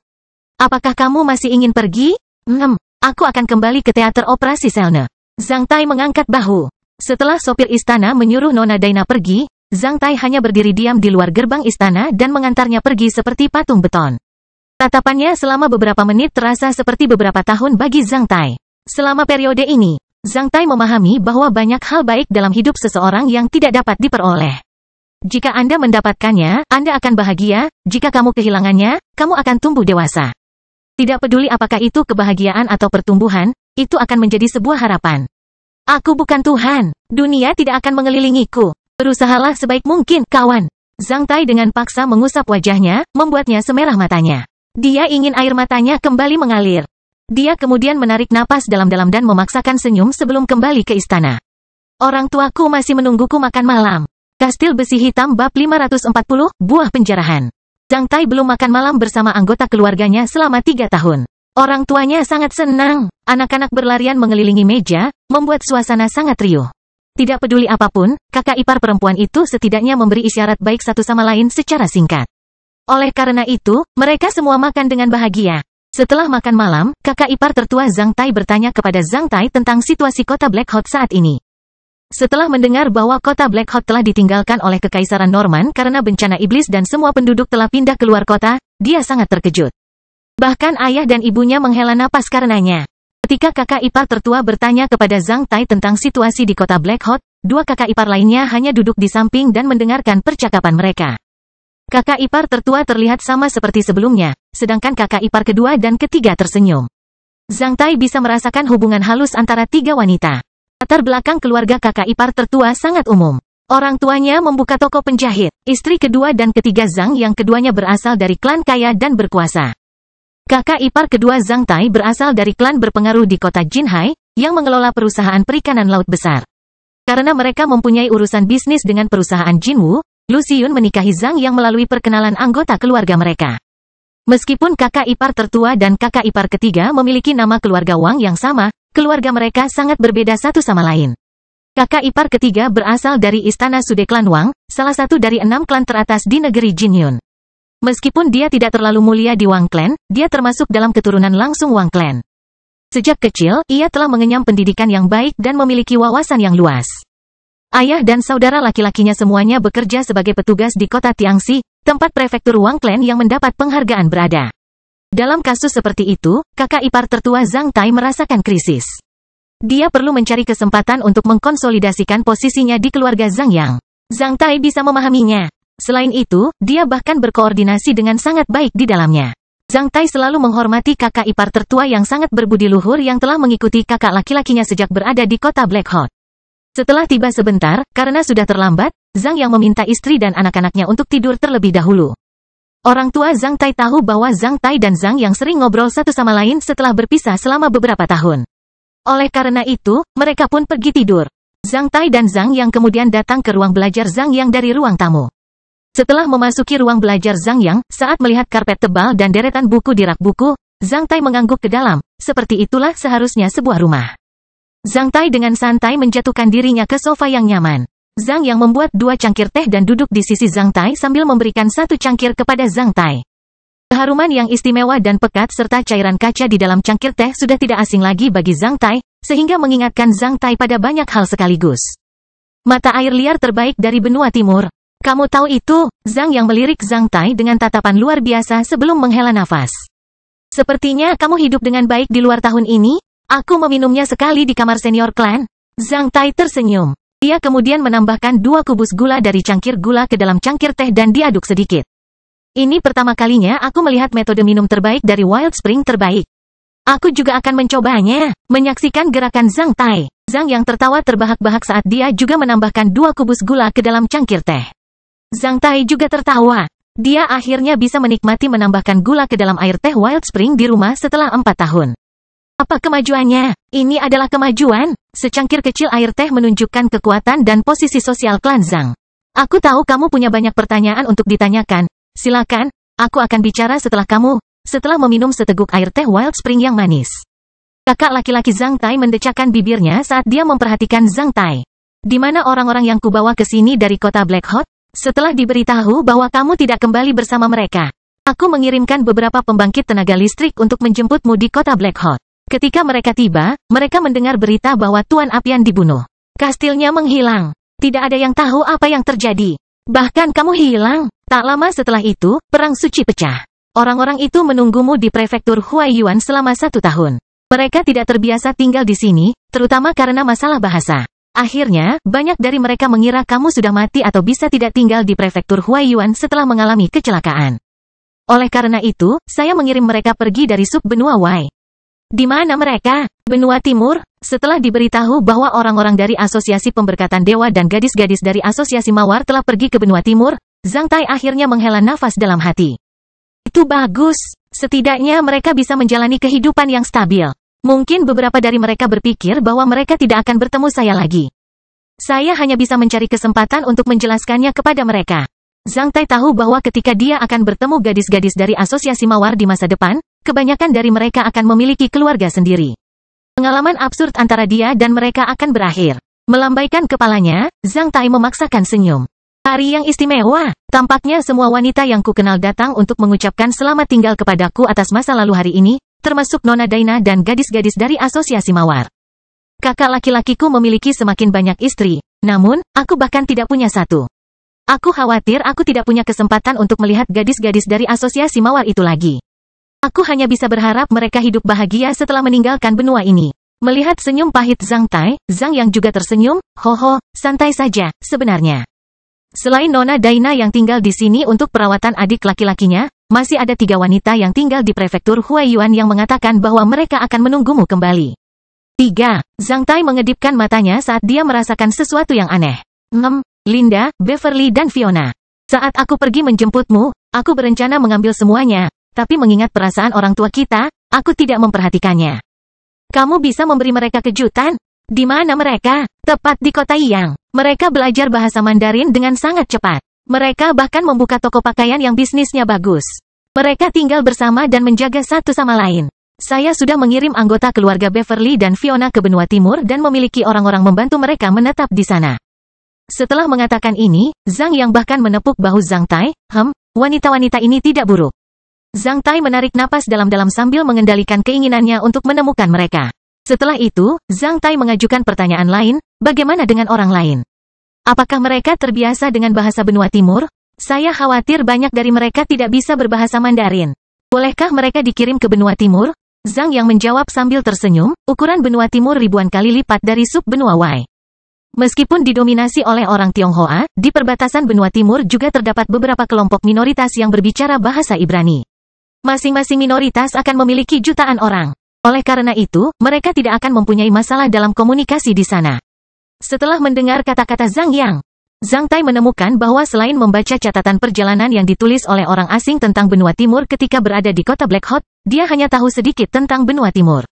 Oleh karena itu, dia merasa agak malu tentang hal itu.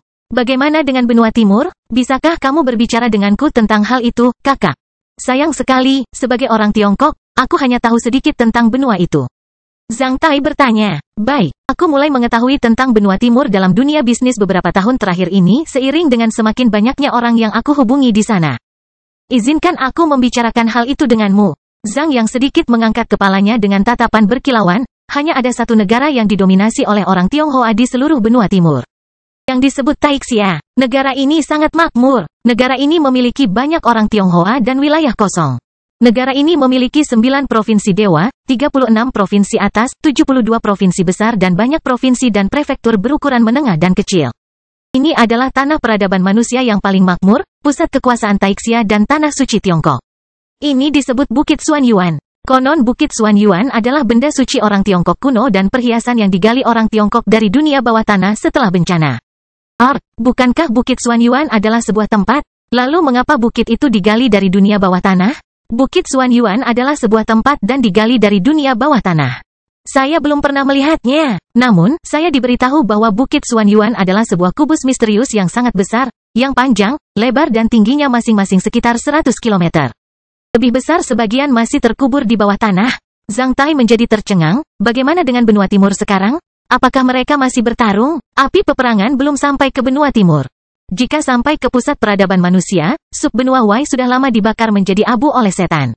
Kami tidak akan lagi duduk dan minum teh di sini. Zhang Tai mengangguk. Meskipun sub benua Y telah dilanda api perang, mengingat posisi geografisnya dan kekuatannya di sisi manusia, ini hanyalah awal dari perang suci.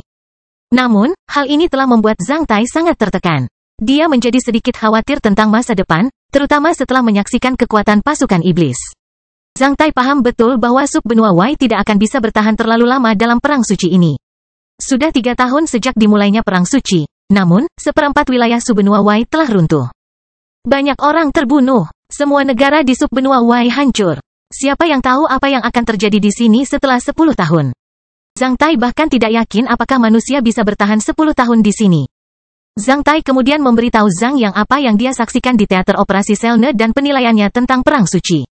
Setelah itu, ia memperhatikan kakak laki-lakinya dengan serius. Jika yayasan kita tidak bisa didirikan di sini di masa depan, subbenua Wei cepat atau lambat akan benar-benar runtuh. Oleh karena itu, mulai sekarang, kakak, aku harap kamu bersiap untuk pindah rumah kami ke benua timur sesegera mungkin. Kami harus membawa orang tua, kakak ipar perempuan, dan anak-anak kami pergi dari sini. Kami harus kehilangan sejumlah uang untuk masa depan keluarga kami. Tentu saja saya tahu. Saya sudah mulai mempersiapkan hal ini beberapa tahun yang lalu. Kami telah menghasilkan lebih dari 10 juta koin emas dengan menjual obat-obatan serbaguna selama beberapa tahun ini. Ditambah pendapatan lainnya, kami dapat memulai kembali bisnis kami dimanapun kita pergi. Bagus sekali jika kamu berpikir seperti itu, kakak. Selama kita masih hidup, kita bisa menghasilkan 10 kali lipat, bahkan 100 kali lebih banyak. Menurutku kamu jauh lebih percaya diri dari sebelumnya. Haha, jangan bercanda, kakak. Kamu telah melipat gandakan populasi keluarga kami selama beberapa tahun ini. Setelah 2 dekade, ketika anak-anak itu punya bayi, keluarga kami akan menjadi luar biasa. Zhang Tai bercanda. Zhang yang memelototi Zhang Tai, jangan bicara omong kosong. Jika bukan ayah dan ibu yang mengkhawatirkanmu, aku tidak akan punya banyak anak. Pernahkah kamu melihat bahwa ibu kita tidak tersenyum sampai dikelilingi oleh anak-anak itu? Dia sedang mengalihkan perhatiannya, jika tidak, saat dia memikirkanmu. Dia akan meneteskan air mata tanpa suara. Zhang Tai akhirnya tahu mengapa kakak laki-lakinya melahirkan bayi dengan begitu gila-gilaan beberapa tahun ini. Ini kecelakaan. Saya berjanji ini tidak akan terjadi lagi.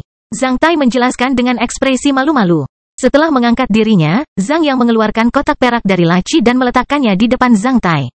Apa ini? Zhang Tai bertanya. Lihatlah itu, Zhang Tai membukanya dan melihat 2 kolom kristal berlian berpendar dibungkus dengan struktur logam rune. Masing-masing berukuran 3 jari dalam satu bundel. Mereka tampak seperti jam pasir, kristal cermin kembar. Sejak kamu menghilang, aku sudah mulai menyiapkan barang ini. Nanti, aku mendapat 1 set dari benua timur melalui Longwind Corporation.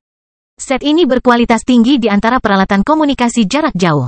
Ukurannya sangat kecil, meski jarang, penggunaannya tidak canggih. Anda harus mengambil ini dan mempelajari cara menggunakannya saat Anda senggang. Nanti, tidak peduli seberapa jauh Anda berjalan, Anda dapat menghubungi saya kapan saja.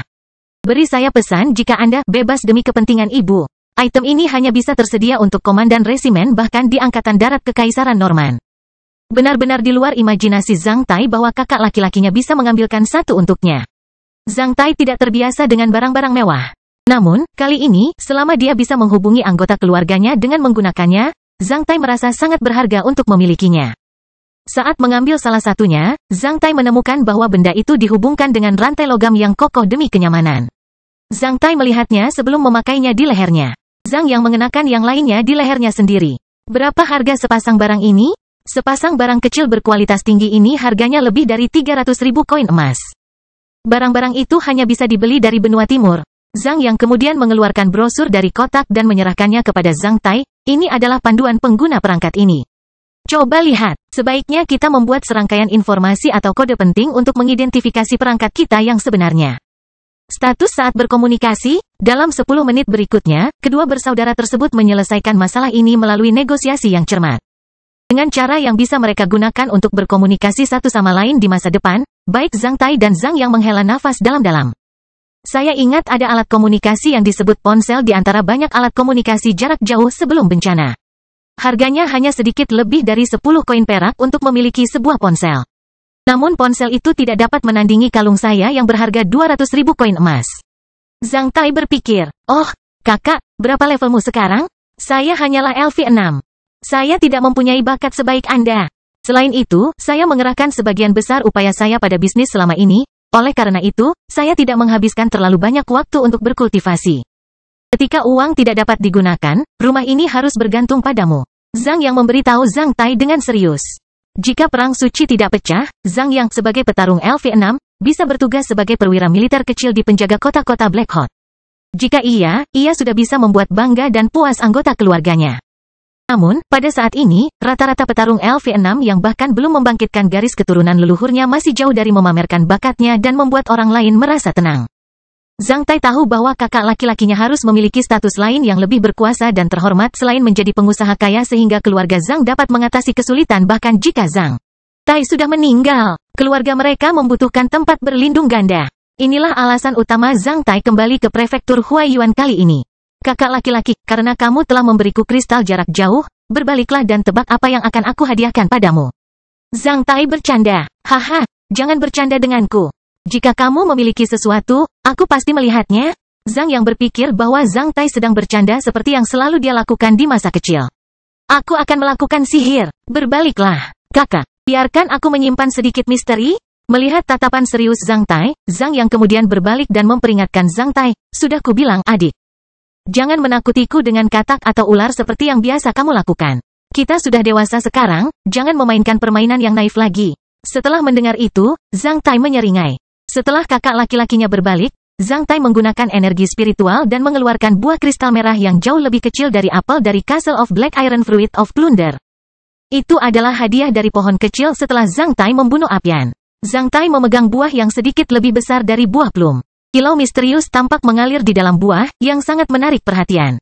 Tidak apa-apa kakak, keajaibannya sudah berakhir. Kamu bisa berbalik. Zhang Tai memberitahu Zhang Yang dengan tenang. Zhang Yang berbalik dan melihat buah kristal yang memancarkan kemegahan misterius. Dia langsung tercengang. Setelah itu, dia menyeringai, "Ho, kamu menyembunyikan sesuatu bersamamu. Apakah ini hadiahmu? Kelihatannya indah. Apakah terbuat dari kristal? Buah ini bisa dimakan, aku khusus membawanya ke sini untukmu kakak." Dapat dimakan, itu buah yang aneh. Ini pertama kalinya aku melihat buah seperti itu. Apakah kamu menemukannya di alam liar? Apakah beracun? Zhang yang bercanda sambil memegangnya dan melihatnya dengan tatapan tenang. Kakak, bisakah kamu berjanji padaku dua hal sebelum memakannya? Pertama, jangan tanya dari mana aku mendapatkan buah ini. Aku tidak ingin berbohong kepadamu. Ini sangat rumit, bukan hal yang baik jika kamu mengetahuinya. Mari kita anggap itu sebagai rahasiaku. Kedua, jangan beritahu orang lain bahwa kamu sudah makan buah ini. Zhang Tai memperhatikan Zhang Yang dengan tatapan serius. Kedengarannya serius. Baiklah, aku berjanji padamu. Aku tidak akan bertanya dari mana kamu mendapatkannya atau memberitahu orang lain tentang hal ini, bahkan kakak iparmu, bagaimana dengan itu?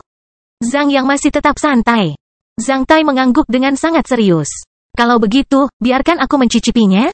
Sebaiknya kau menelannya. Termasuk seluruh sarinya. Zhang yang menjawab sambil tersenyum karena dia tidak ragu bahwa Zhang Tai memberinya sesuatu yang buruk untuk dimakan. Oleh karena itu, dia langsung menelannya. Setelah mengunyahnya beberapa saat, dia langsung menelannya. Rasanya agak aneh. Zhang yang mendecakkan bibirnya, agak mirip juga. Sebelum Zhang yang menyelesaikan kata-katanya, dia membuka matanya lebar-lebar saat seluruh tubuhnya mulai gemetar.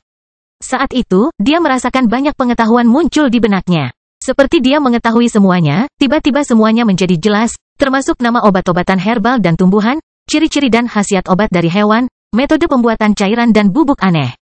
Proses pengoperasian yang familiar, urutan gen, formula, metode pembuatannya.